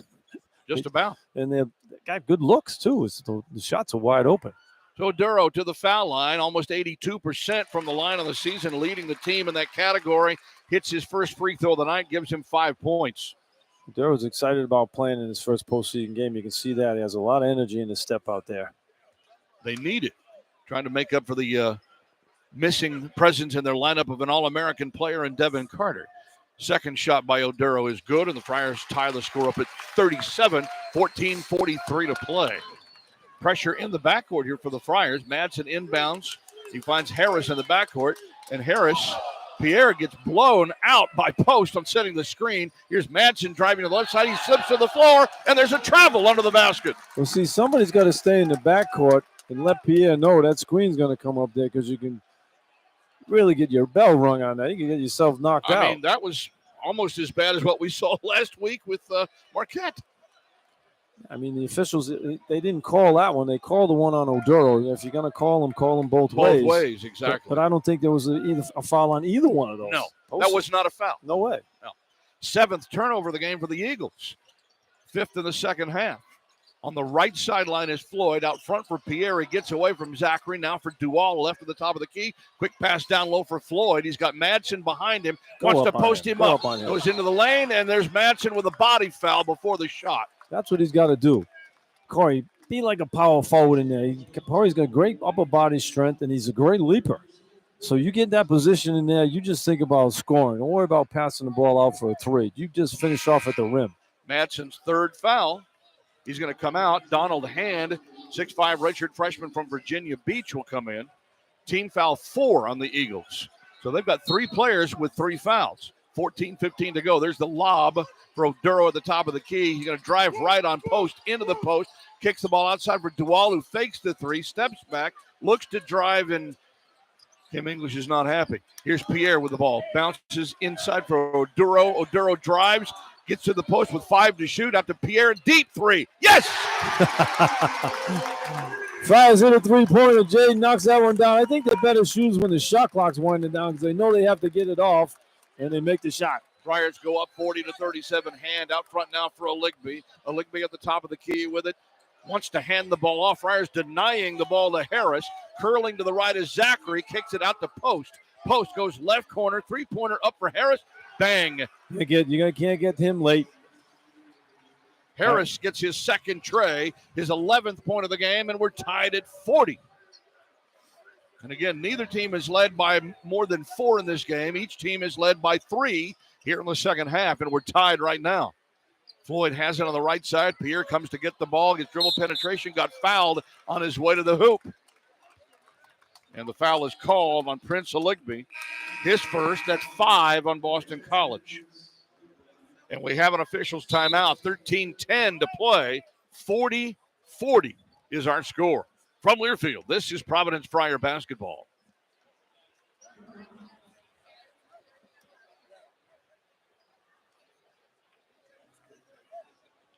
Officials are tightening up their calls, too. I think they've done a decent job so far. They have done a decent job. I mean, I don't have any problem with them. I have no problem with these guys. We should put them all in the Big East. They're better than what we got. They probably take the graduation. They probably go from making $1,000 a game to $3,000 a game. Yeah. Yeah, anytime you can triple your salary, sure, why not?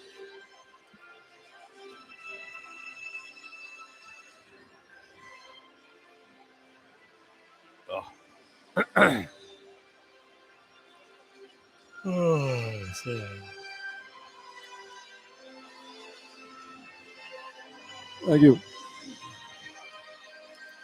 Sounds like the Disney music, is it? Yeah, I don't know. Yeah, it's the NIT, that's why. It's a November game. And you know, Boston College ain't going to travel anybody down here for this. Yeah, what? Boston College wouldn't travel anybody down here for this. Nobody cares. They don't go to games at home. I know.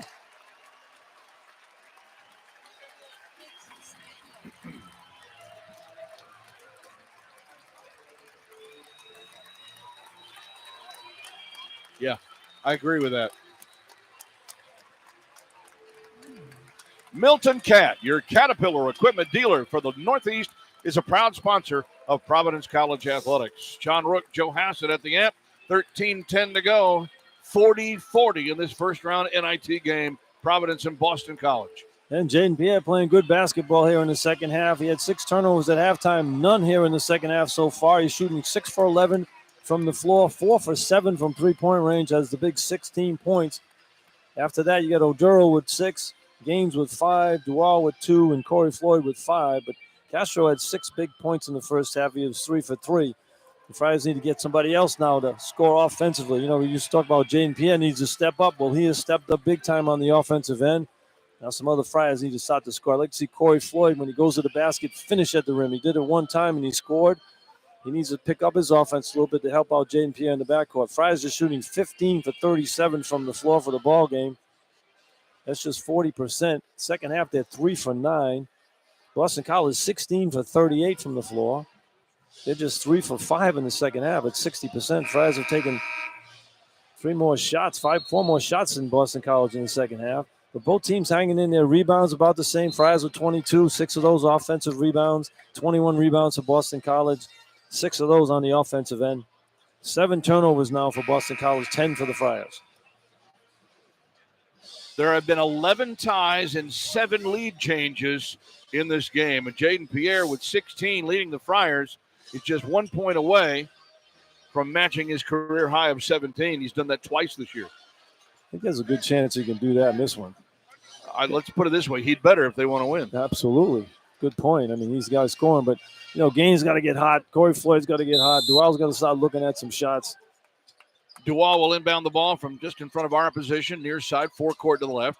Gaines back to Dual, curls to the right, steps back outside the three-point stripe, finds Pierre on the wing. So Pierre off the ball against Zachary right now in BC's man-to-man. Down to 9 to shoot, penetrates left. Big man comes out to follow him.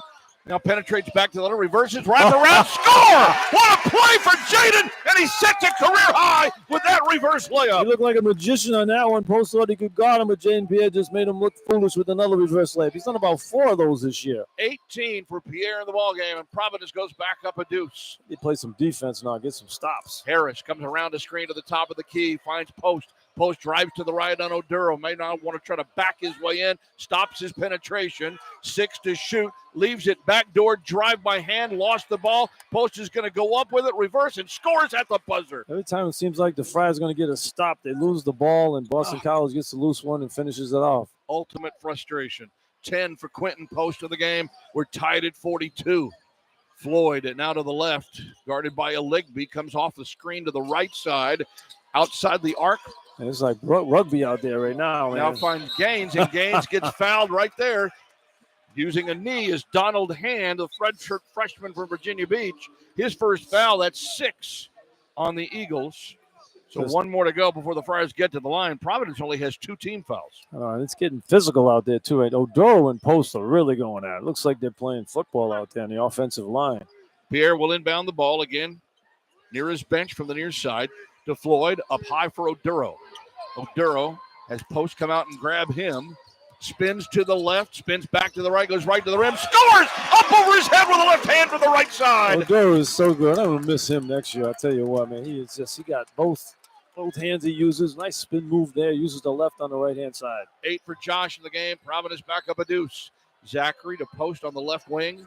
Post outside the three-point stripe. Again, one dribble, hands off the hand, comes off the screen, pulls over the elbow for the jumper. No, Pierre with the rebound. Finally a stop. Pierre in transition, going to blow by hand. Kicks the ball to Oduro down the lane, lays it up short. Can't finish it. Post rebounds up the floor to Zachary. Zachary loses the dribble, but gains it back in the forecourt. Gets around Duval. Now works to the right side, goes on the baseline. Jumper up short, and the ball is taken by Floyd. Push it. Corey comes into the forecourt with a left-hand dribble. Pulls it outside the three-point stripe again in front of his bench. He's going to go up for the deep three. Off the back iron. Long rebound taken by Post. Opportunities are there. They just can't finish them. Zachary mid-floor circle. Drives around Pierre to the right side. Goes hard down low. Throws the ball. Got knocked out of bounds. They're going to foul on Pierre. They're going to call a foul on Pierre before the pass. On Zachary. Bumped him on the last move there. So Jaden will pick up his second. That's just the third foul on the Friars here in the half with 10:44 to play. And we got another timeout on the floor. It's Providence 44, Boston College 42. From Learfield, this is Providence Friar basketball.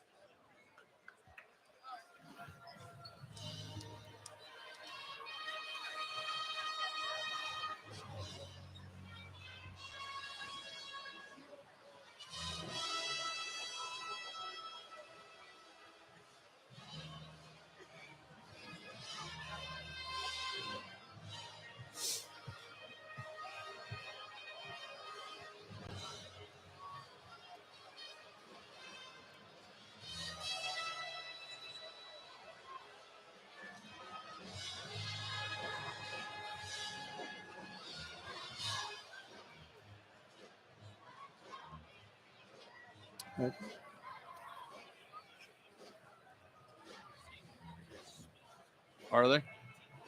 Jesus. Yeah, they nailed it in. That's what happens in this thing. I heard Desmond Claude wants to transfer. Really? Yes, really.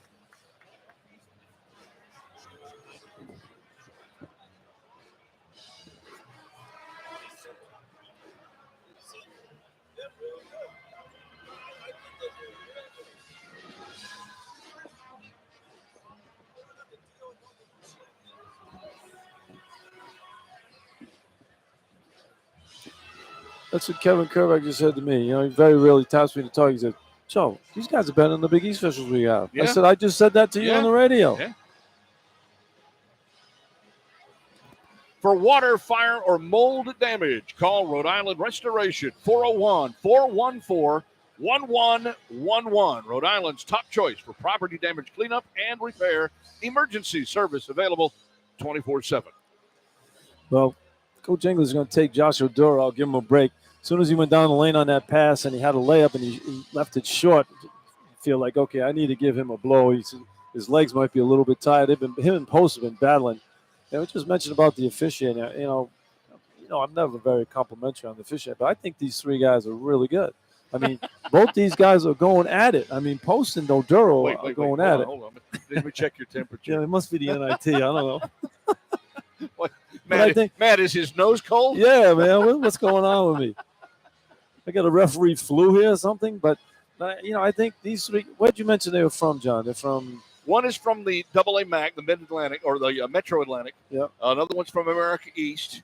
And the third one is from the Big South, I believe. Big South. Yeah, I think they should apply to the Big East. I mean, we've seen a lot of games this year, and there's so many calls that you just can't believe have happened. And I don't think we've seen one call. Well, we had a couple of calls where they called a blocking foul on Oduro where I felt he was in the right position. But other than that, I think the game has been fairly called. Now, it'll probably come down to a last play where it's a horrendous call that decides the game. But up until now, I think these guys have done a good job.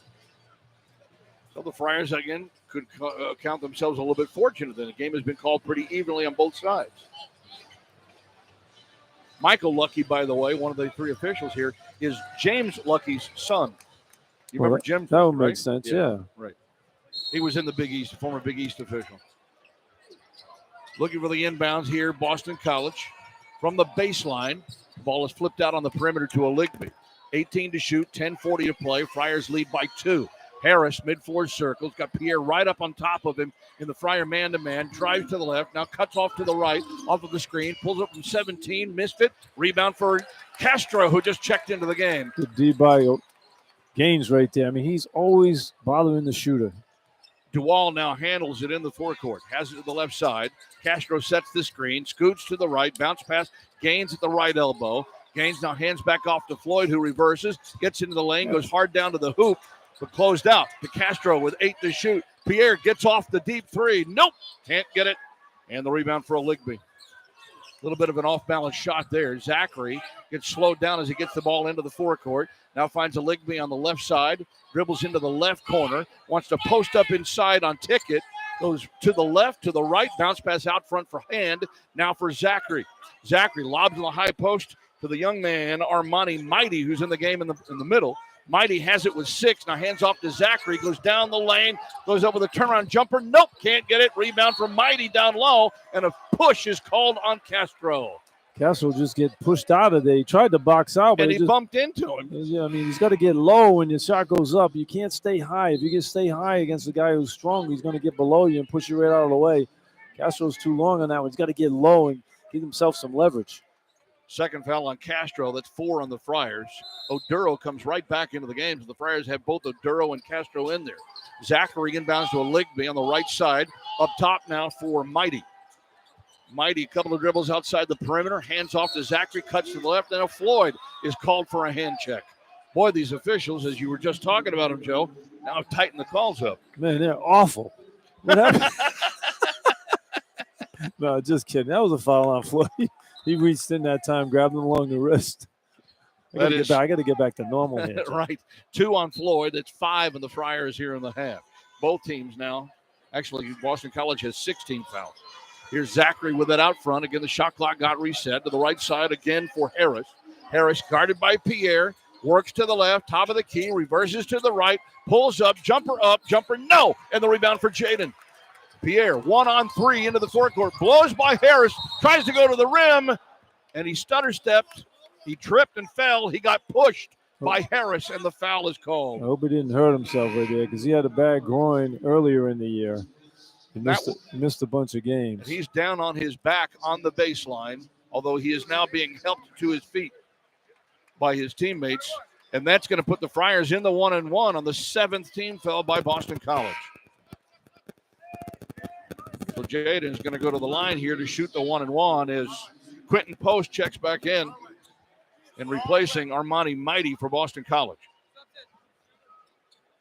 Duval's also going to come back into the game here momentarily as Devin McLaughlin, who had 11 first-half points, but picked up his 3rd foul with 16-14 to go here in the second half. He checks back in with his 3rd foul. So both Post and McLaughlin with 3 are in the game. Well, they took Harris out of the game. Harris has had a pretty good shooting night, but he's been struggling here in the second half. Pierre's free throw is no good. He missed it.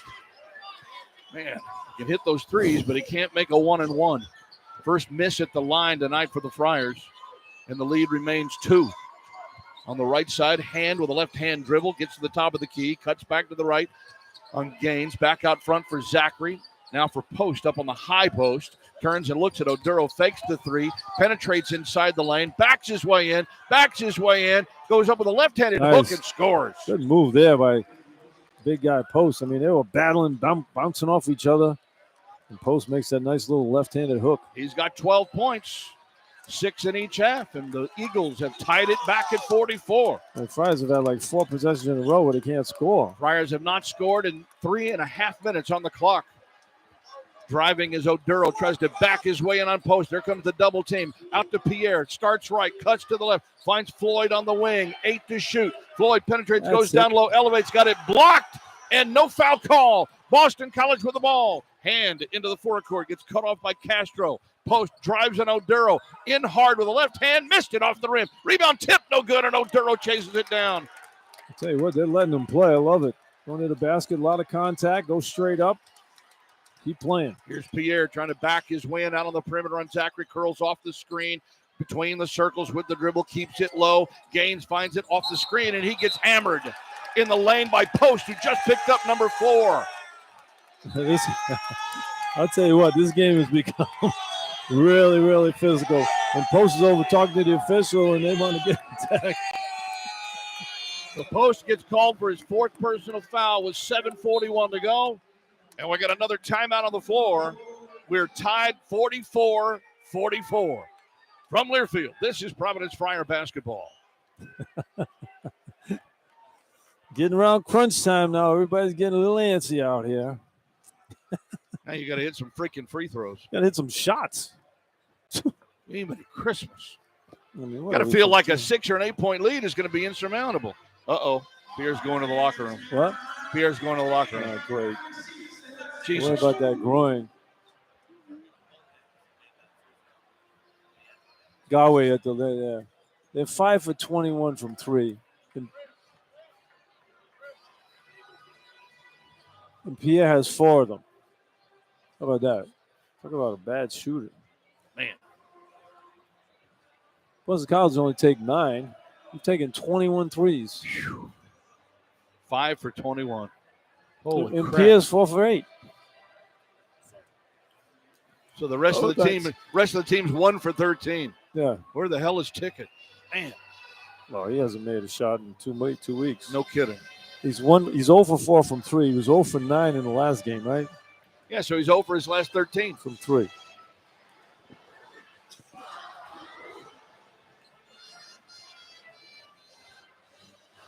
Man, if they could just knock down 3 or 4 shots in a row. Might be the ball game. Nope. I know. It's the front end of the 1-and-1.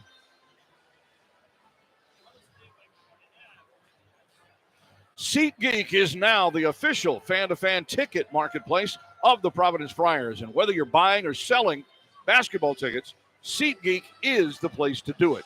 SeatGeek, so Friar fans can fan. We got 7:41 to go. Providence getting ready to go to the free throw line to retake the lead. We're tied at 44. Jaden Pierre just ran back into the locker room. I know they're worried about that groin injury, Joe.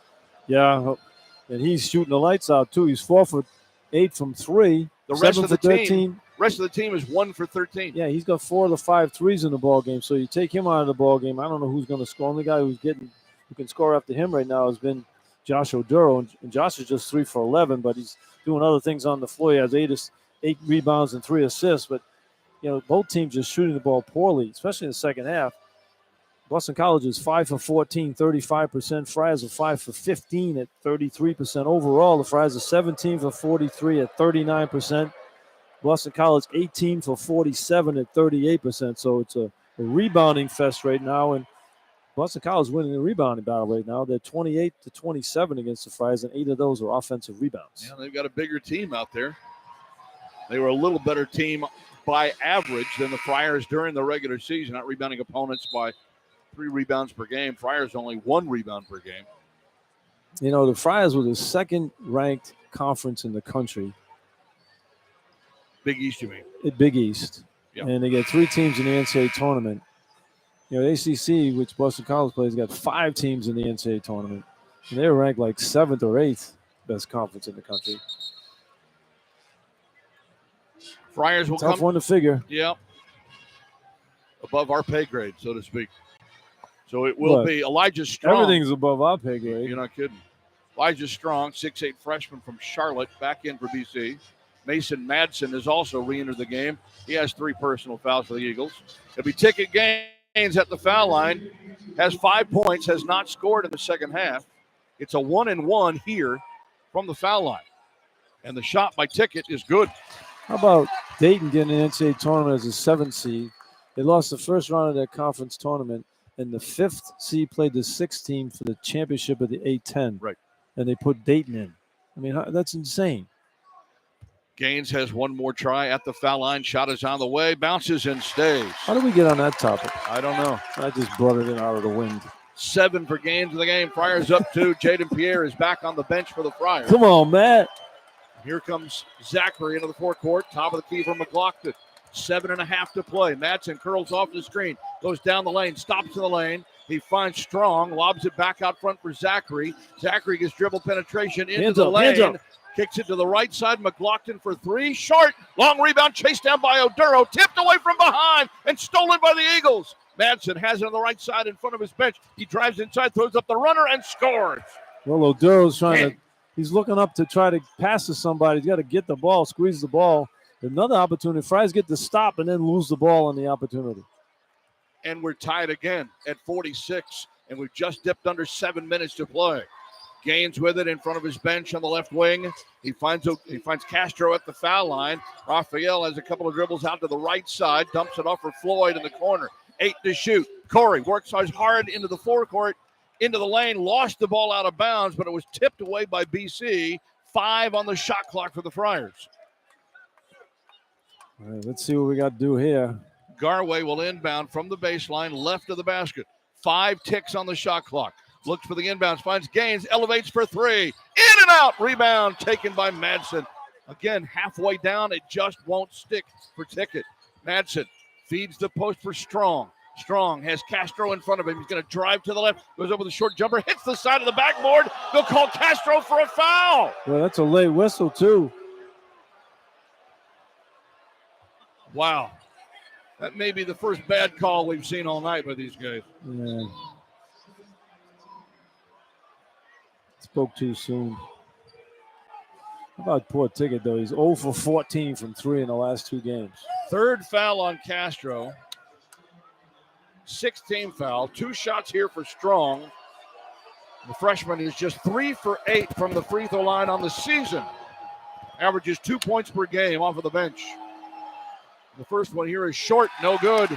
All right, we're going to ice the shooter. Is that still going now? It's still the regular season here? You're asking me like I know all the. You know everything. Yeah, okay. Well, ice the shooter. You're the Swami. I'm calling it ice the shooter. John the Swami. Ice the shooter. But this free throw is for the lead. I don't think it's ice the shooter because Frank Carpino didn't announce it. Then probably not. Second shot for Strong on the way. Got it. And Boston College is back in the lead by 1 with 6:28 to play. Garway Dual has it in the backcourt against Madsen. He'll find Corey Floyd on the right sideline. Back out front for Garway. Oduro now comes left for Gaines. Gaines makes the backdoor pass. He wants Garway to clear out. He's got the dribble out front against Madsen. Now comes to the left wing for Floyd. Outside on the perimeter. Floyd now going to drive, crosses over, gets into the lane, leans in, reverses, stumbles, lost the ball. Another turnover. So you don't have Pierre, you don't have anybody out there to initiate the offense. And Boston College is doing a good job of taking them away. Madsen drives on Tickett, steps back deep, 3. Nope. And the long rebound goes into the corner. Saved by Boston College. Out to Zachary with a foot in the mid-floor circle. That's a great effort back in the corner there for the Eagles to keep the possession. Now Zachary comes around the screen, pulls up with a jumper, foul line short, got it blocked. Floyd, rebound pass up the floor for Dual, and he gets his shot blocked, but fouled by McLaughlin, and he'll go to the line. That was a terrible call right there. And it's the same official. Oh, man, that was bad. I mean, that was a really good block shot. Dual went in there soft with the left hand, didn't even elevate. He thought he had a little layup off the glass, and man, that thing was blocked cleanly. So that's 4 fouls on Devin McLaughlin with 5:34 to go. He's in shock out there. Look at him. He said, man, that's the best shot block I had all year. And so Garway, 63% foul shooter on the season. The freshman from Houston has a chance to give his team the lead with 2 shots at the foul line here. First one, good. Nice to see that go in for Garway. That's his 3rd point of the night. He averaged 3.3 off of the bench for the Friars during the year. You know, he has so little confidence when he shoots the ball. You know, he's worried about missing. You can't worry about missing. You got to think about making it every time. 1 more for Dual and the lead. Friars do not have a field goal since the 11:38 mark of this half. That's more than 6 minutes. And Dual hits the second free throw. And they have the lead. And they've got the lead by 1. 5.5 to play. Harris controls it now for the Eagles into the forecourt. Working toward his bench, centers, finds McLaughlin, who's still in the game with 4 fouls. Hands off for Hand. Now up high again for Strong. Right side Madsen down to the right baseline. Lost it, stolen, Dual! And then he lost the dribble off of his leg out of bounds. Oh, Garway, he tried to go behind his back with a dribble to free himself up, and it slipped out of his hands. So I thought it was showtime out there. He kept dribbling the ball. You got to pick that up and make sure you don't turn the ball over. Friars have done that like 5 or 6 times in this half where they got in the first rebound and then lose the ball on a turnover. And they give the freebie right here to Boston College. We'll try to take advantage. Harris out front against Floyd. Don't worry about this Harris guy. He can score. Drives to the right, gets down low, throws it up wildly, and draws the foul. He created the contact, and the official is making all the calls now. This is Vasily Malios. He's made the last 3 calls, and he's putting the Eagles at the free throw line. Yeah, that's a questionable call, too. Harris was out of control. He just jumped up in the air and created contact and then threw it up there like he was fouled, but he had no control of what was going on. I thought Oduro went straight up on that play. They're going to give the foul to Floyd. That's his 3rd, and that's 7 on the Friars. Harris, though, will be shooting 2. He's 1 for 2 in the ball game, 72% from the line on the year. He has 11 points. And the free throw here is good. And that, did they call the foul on Garway? All right, thank you. We'll change it then. Well, there's 3 guys on him when they had the other guy. 2 guys went straight up in the air with their hands. But they called it on all 3 of them if you wanted to. And for the lead, Claudel Harris at the free throw line with 5:01 to go. The shot is in and out, and Castro the rebound, and we're tied at 48. The game no one wanted to win. Jaden Pierre must be hurt on the base on sideline because he's not coming in at all. He hasn't come back into the game. Here's Dual with it out front. Now finds Oduro, drives to the right, throws the floater to Castro, who jams it. What a pass by Oduro. They set that up nice. Tim English was calling that play on the sideline. The big guy, alley-oop. That's 8 for Castro in the game. Friars up a deuce. Out front, Harris comes off a high screen, cuts back left. Strong's going to go up a deep 3, and he hits it. How about the freshman? The freshman, 2 for 8 from 3 on his career, nails a deep 3 for Boston College. And he's telling everybody about it. He's blowing kisses to the fans and everything out there. You hit one shot, you think you won the NBA title. Eagles go back up by 1. Oduro has it up high, finds Floyd at the free throw line. 4:05 to go. Corey loses the dribble, picks it back up out on the wing, down to 10 to shoot. Now he enters the lane against Manson. He spins off the rim. It won't go. Rebound. Castro had it and got fouled from behind. No. Wow. Foul is called on Castro, and Strong is out there yelling at the top of his lungs, like you said, like he won the NBA title. So Castro picks up his 4th personal foul. That was Corey Floyd blow that layup. Makes a great move and misses the layup. They've missed several layups like that. The ability to finish at the rim has been very hard for this team to do this year. 3:55 to go. It's 51-50. How about Strong hitting a 3? Friars can't make a 3. This guy's 2 for 8 all year and steps back and doesn't hesitate. The freshman knocks down the 3-pointer. Full timeout. We'll take it from Learfield. This is Providence Friar basketball. This should be the last one, I think, Brett, right? Crazy, yeah, man. We've had too many of these games, man. God almighty. We let teams hang around all year because we can't shoot. Can't shoot, can't finish, can't close. I mean, we should be up 10 in this game. We should minimum. be up 10, yeah, absolutely. It's frustrating. I hope we get some shooters next year, man. Yep. Guys that can make shots. God almighty.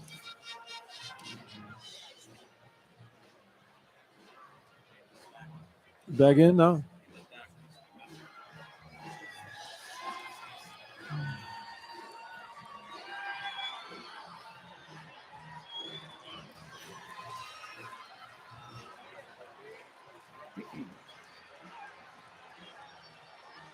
And without him in the lineup, how the hell are you going to win this game? Yeah, I don't see it. Wow.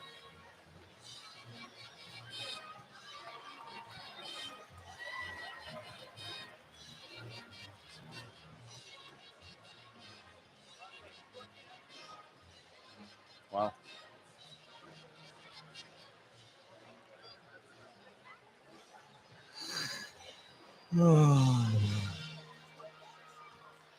John Rooke, Joe Hassett back in the amp. We've got 3:55 to play. Boston College has edged out to a 51-50 lead over the Friars thanks to a huge three by freshman Elijah Strong. And you had Rafael Castro just pick up his fourth personal foul.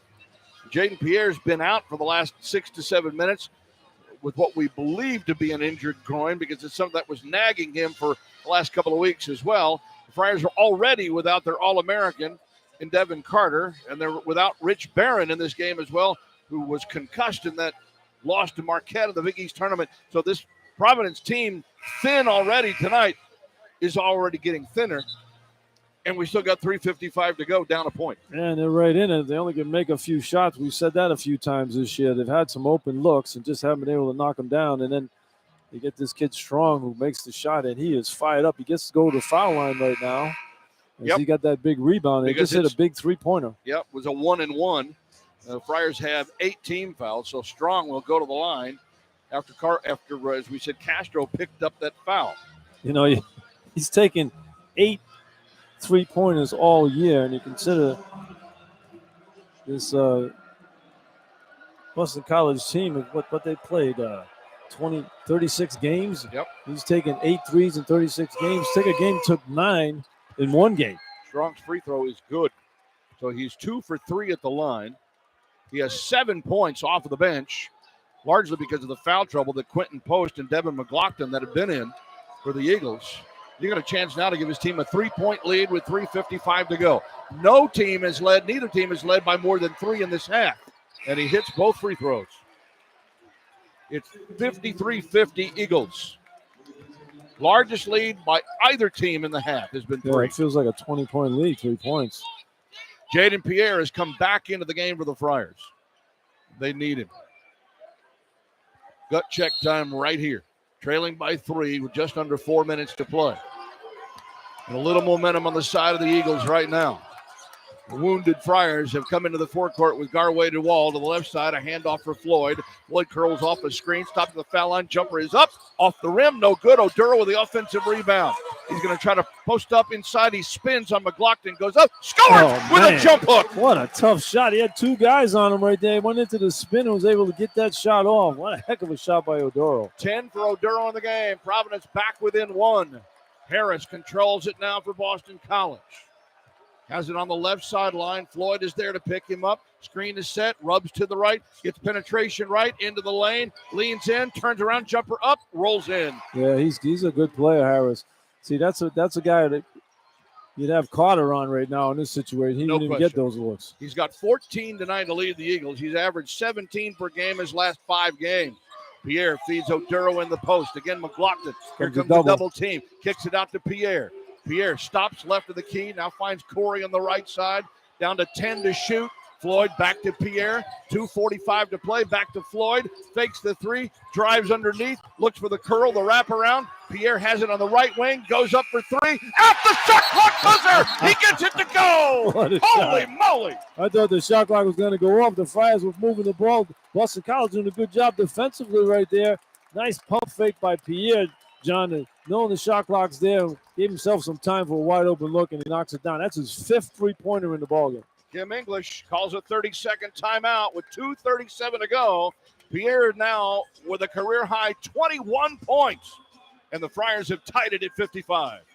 Well, we found out who can step up and score. I felt like Jaden could score the ball all year long, just didn't take enough shots. He's taken enough shots in this ball game for sure. He's going to probably take some more, but he's taken 14 shots in the game. He's made 8 of them. He's 5 for 9 from 3-point range. Thank goodness for him out there on the offensive end. And defensively, he's been pretty good. But Friars need to find the answer, though, for Harris. Harris has done a good job of getting looks down the stretch here. Even though he's just shooting 5 for 13 from the floor, he's still an offensive threat out there. So you got to know it. The ball's going to go through him. And when they come off that double, off the screen, Corey Floyd's been guarding him. They might put Ticket Gaines on him now. His Ticket's done a good job of being the 2nd-best defender this year after Devin Carter. So you might see him on him. But now you have Post back in the ball game with the 4 fouls for Boston College. So Quentin Post back in. He's been out since the 7:41 mark. Well, Strong did a great job while he was in there for Post. He hit a 3-pointer. He hit three free throws. Yep. So they didn't lose much when Post was on the floor. He's going to stay in the game. Strong's going to stay in the game. I think they took McLaughlin out. Yeah, he should keep Strong in the game. He's had a good ball game. So Strong will inbound it with the score tied at 55. Zachary back in, has the ball in the backcourt for the Eagles. We got 2:33 to play. We're tied at 55. Zachary works to the right, stops at the right elbow. Back out front for Harris. There's a matchup right here. Floyd on Harris. He's got to make sure. Zachary goes cross court for Strong. He penetrates the baseline, goes up, banks it in, and he scores. How about Strong? That's an unbelievable move right there. As he took it right up on Gaines, created the contact. He's going to fire it up. He's yelling at the bench. He's yelling at fans. He's Strong got 8 of his 10 here in the second half, and BC back up a deuce with coming up on 2 minutes to play. Floyd at the foul line, reverses, wraparound pass to Oduro. Oduro's going to back his way in on Quentin Post. Goes up with a fadeaway jumper, short. He got hit, no foul call. Eagles with the ball. We're under 2 to play. They got a 2-point lead. Harris into the forecourt, working clock. Floyd is right there. Drives to the right. Got to get a stop here. Quick pass. Back outside. Strong for 3. No way. No good. Rebound for Duval. Oh, man, Strong. He's feeling it now, man. That's a bad shot right there. You can't take that one. Friars need a 2 to tie, a 3 to take the lead. Duval at the top of the key with it. Down to 124. He goes up for a deep jumper who missed. But Tim Ingles called a Tim Ingles timeout. called a timeout because he didn't like what he saw taking place out there offensively. He's talking to the official right now. He's telling him Oduro got fouled on that fall away. There's no way he shoots an air ball from that shot. So the Friars get another 30-second timeout here. They have 1 timeout remaining with 1:24 to go. Eagles have their full allotment remaining here. And Boston College is up 57-55. Good timeout right there. Looked like the Friars are trying to get into something, but I think Kim Ingles wants to set something up with Pierre and Oduro. Galway had the ball there. The team backed off. He had a wide open look for a 3-pointer. He shot and missed it, but the timeout came beforehand. So if you're Kim, what do you do here? Got 19 to shoot. You go with Pierre and Oduro. They're the guys you're going to have to go a little 2-man game with. And Oduro's going to have to touch the ball, and if he's open, he gets double team, which Boston College has been doing. Pierre's going to get the shot probably when he gets double teamed. So Pierre's got to move without the ball, and his teammates need to move. You don't want to stand around and allow the double team to happen. If you can cut to the basket, if your man leaves the double team, you're going to be open. But the ball has to go from Jaden Pierre into Oduro. Pierre will inbound just near his bench, near side, forecourt to our left. 19 to shoot for the Friars, 1:24 to play, down by 2. Inbounds to Oduro. He turns and looks, drives to the left on post, spins into the post, goes up and under with a jump hook and a score. Good move there by Oduro. Josh ties the score at 57, 1:10 to play. Eagles looking for the inbounds. And what's that? We got a timeout, Boston College. They couldn't get the ball inbounded. So Earl Grant calls a quick timeout to save the possession with 1:08 to go. Eagles have 2 timeouts left. As we told you a couple of moments ago, the Friars have 1 timeout remaining. Both teams are in the bonus. Providence has 8 team fouls, so it's still a 1-1 for the Eagles. Boston College has 9 team fouls, so if they commit a foul, the Friars have 2 shots. Well, good timeout right there by Boston College. They might have got a 5-second count, but last 2 possessions, Kim Ingles thought that Oduro was fouled on both of them. He made the last shot, but he felt like he was fouled on that one too when he went up, got hit on the arm. But he was. Post has 4 fouls, so you're going to go right at Post. He's not going to be. He's going to be a. Right. He's got to be a little tentative when he goes up. He's not going to create the contact like he's been doing early on in the game. 18 ties, 10 lead changes in this game tonight. And we've got 68 seconds left on the clock. We're tied at 57. The winner of this one will advance to play the winner of tomorrow night's Princeton, Nevada-Las Vegas game. Well, Pierre's out of the game right now defensively, so they put Castro in the ball game. They give the Friars more size. Madsen will inbound to the backcourt to Harris. Harris will be matched up with Corey Floyd. You got to know where Harris is right now. Zachary walks into the forecourt as we dip under a minute to play. Left wing for Harris on the sideline. Cuts to the right, stops, steps back, 3-pointer. Good! Harris! Oh, my goodness. That may be a knockout blow. I hate to tell you, I told you so, but that's the guy I was worried about. I mean, that was a tough shot. I mean, I thought the defense was pretty good right there, too. And Kim English calls the timeout with 47.9 left. The final timeout for the Friars. How about that shot? I mean, Wow, that was Floyd. some kind of a big shot. Corey Floyd played him tough, and then he drove him up. Looked like he was going to go to the basket, and then he stepped back, and Corey still was able to get a hand up in the air, and Harris still knocked down the three.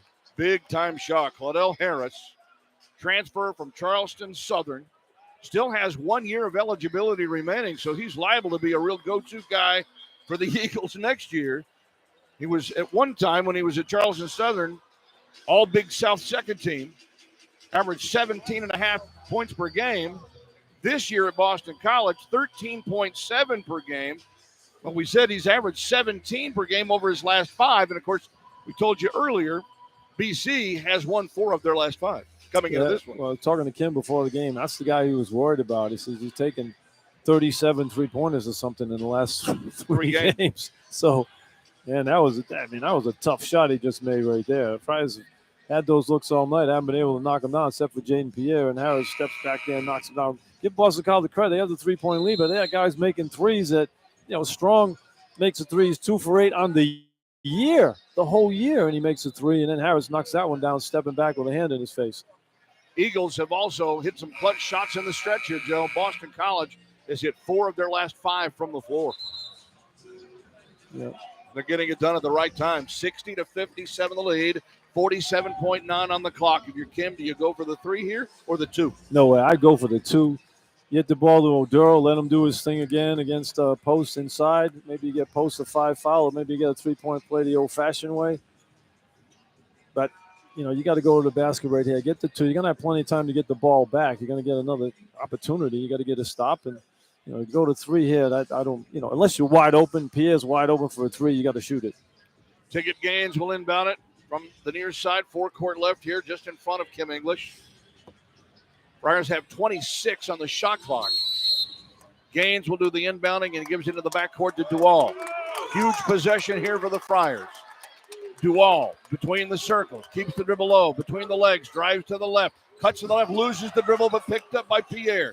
Now Pierre on the left wing again, down to 13 to shoot. Got Zachary in front of him, drives to the right, spins at the top of the key with 8 to shoot, and a steal. Harris took it from him. He drives, and he missed the dunk, but the follow is there.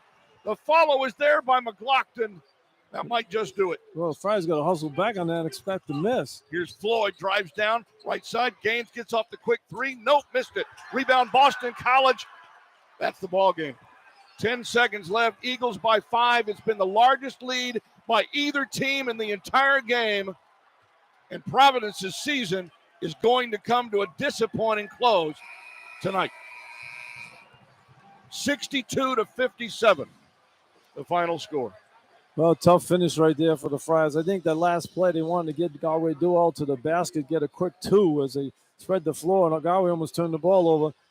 And you had Pierre that had a look out there, but he couldn't get the shot off. Good defense by Boston College at the end there. They stopped them and made big shots. They deserved to win the ball game. They definitely did. They made the big shots, and they made the 2 big defensive plays at the end. Friars just had open shots, couldn't finish, couldn't knock them down, and that's largely the story of the entire season. Joe and I will wrap up tonight's game and try to put some kind of a wrap on this 2023-24 season as well, as Providence loses in the NIT 62-57 to the Boston College Eagles. More coming up with our Santander postgame show from Learfield. This is Providence Friar basketball.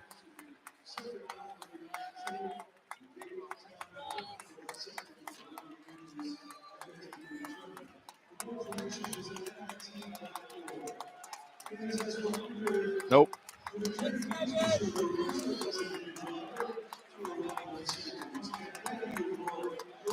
Man.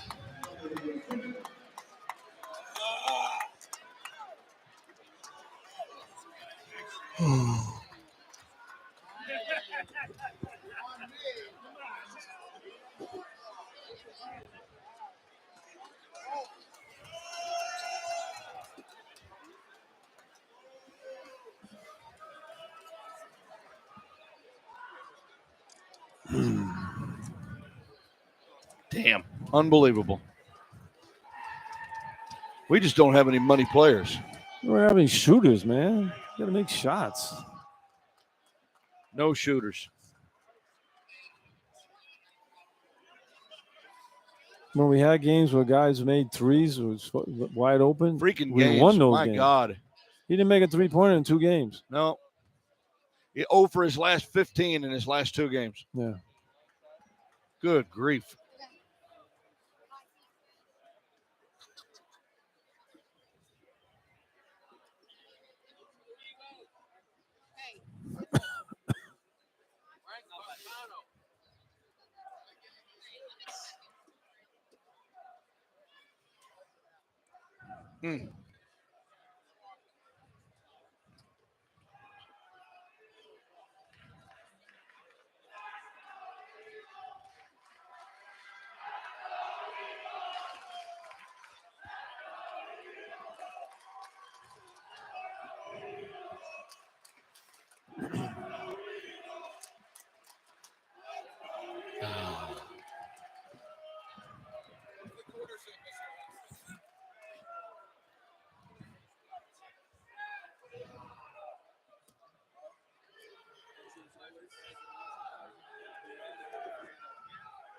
Xavier come back in that game? Wow. Look at that. They were down big, too. 1 second, were they down by 1? They have the ball? Yeah. Yeah.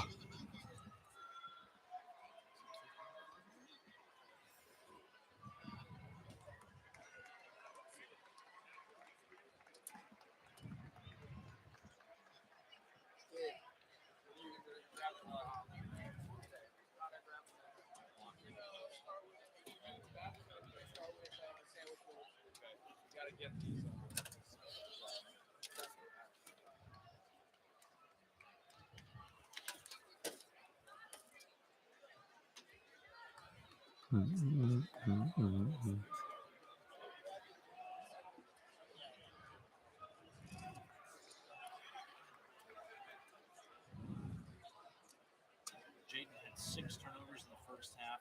We had 1 in the second half. Right there at the end. Jesus. Well, the kid goes up, misses the dunk, and they don't hustle back. You get back there, you get the ball, you're down 3, you know?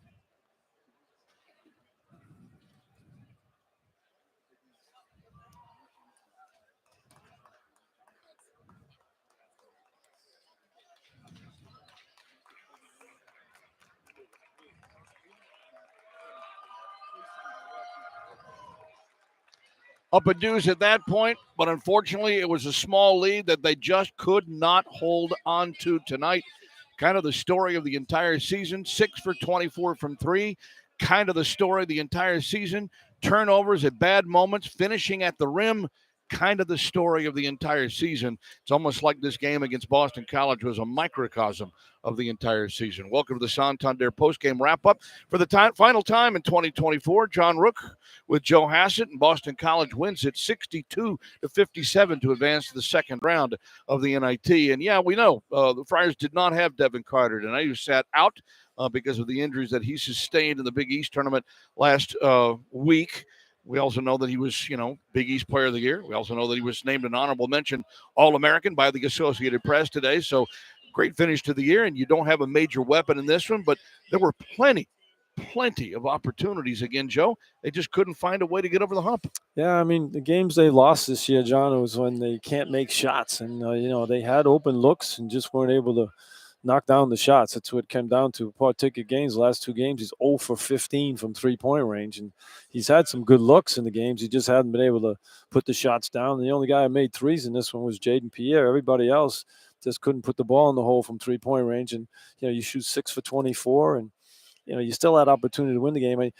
They go down 3 and give Boston College credit. Strong, who on the year, I mentioned this a number of times, he's 2 for 8 for the year. All the games they played, and he makes a big 3 in the game to put him up.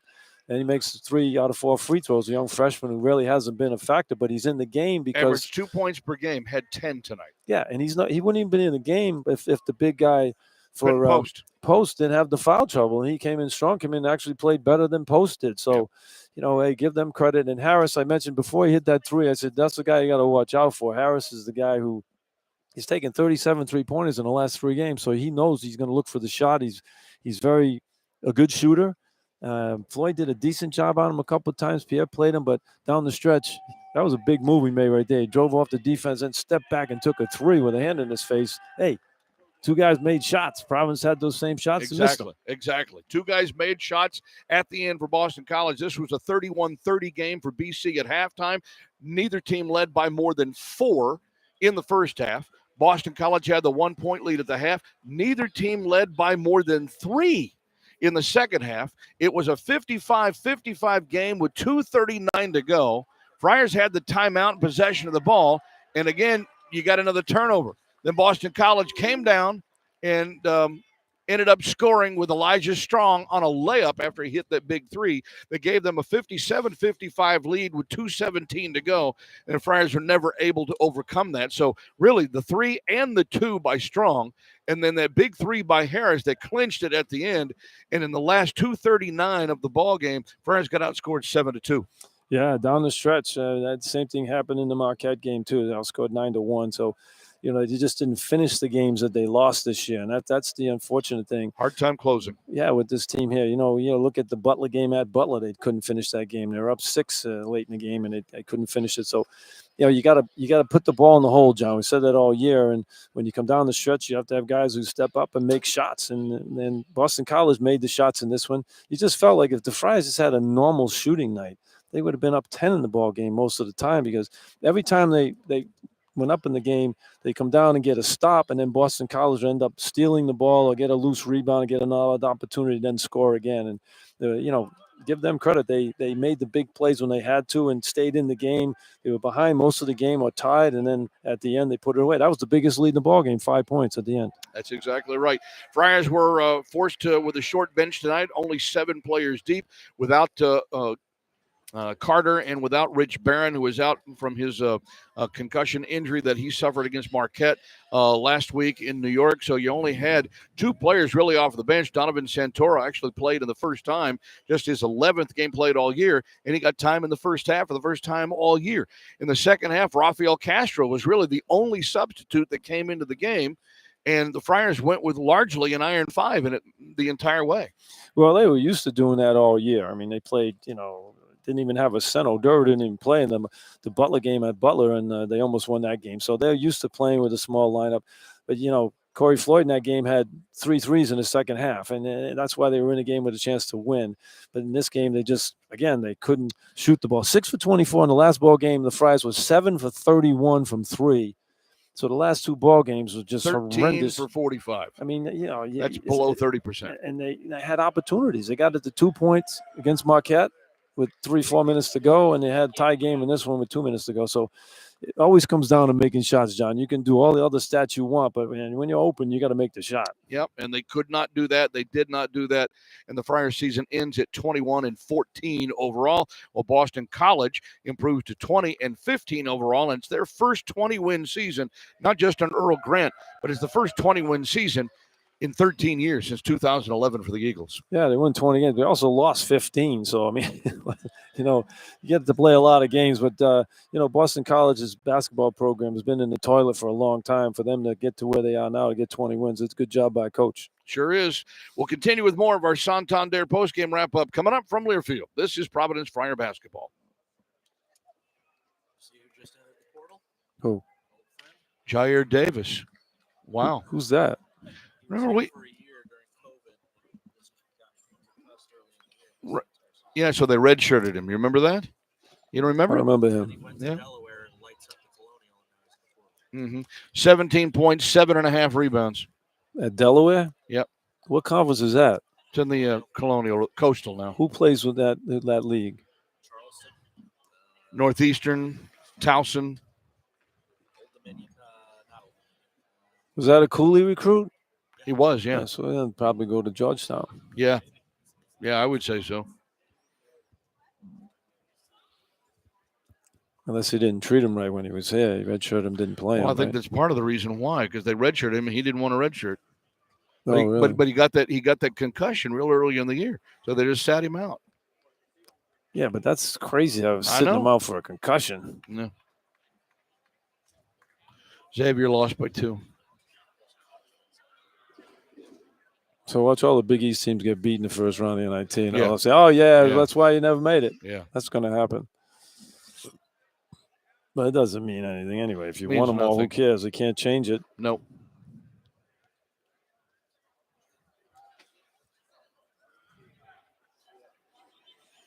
St. John's doesn't even play in it. Nope. They opted out. I wouldn't have played in it either, to be honest with you.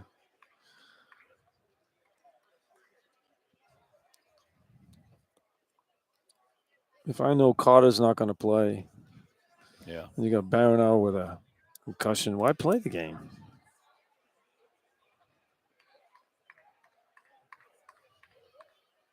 Well, I think it gave them a chance to see,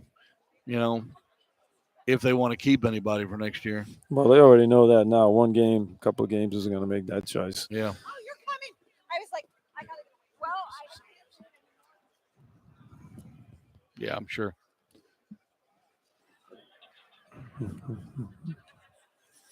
Please give me some shooters, man. But tell you what, the bracket really opens up for Leafs or Sanford now.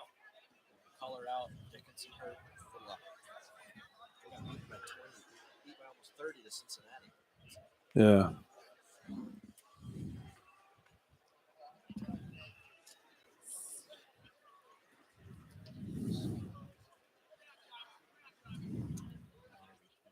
Coach Wells, golf season, man. Golf season.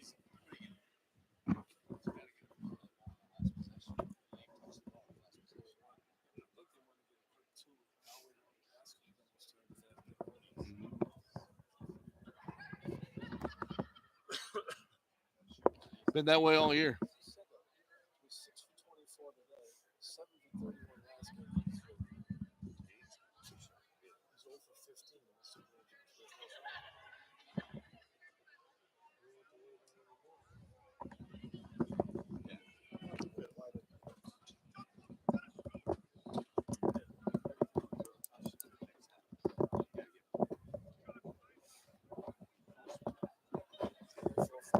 But unfortunately, from that point, the Friars couldn't quite finish it out. And Josh Oduro, that was the last basket of his Providence College career. He ends tonight with 12 points.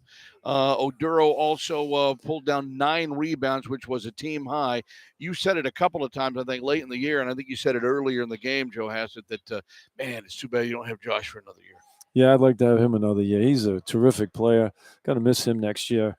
You can go to him on the post. He's a good passer. He gets the double teams. He just knows how to play. He's just a solid player. Even if he's not shooting well in a particular game, he does everything else so well. So Friars are going to miss him next year. Well, for the Eagles tonight, as they improve to 20-15, as we said, they will move on and play the winner of tomorrow night's game in Princeton, New Jersey, Princeton and Nevada, Las Vegas. If the Friars had won, they would have done the same, played the winner. They would have had to travel to Princeton. If Princeton wins, Nevada, Las Vegas, if they win the game, then the Friars would have played them at home at Alumni Hall on Sunday. That's what it would have happened if Providence had won tonight.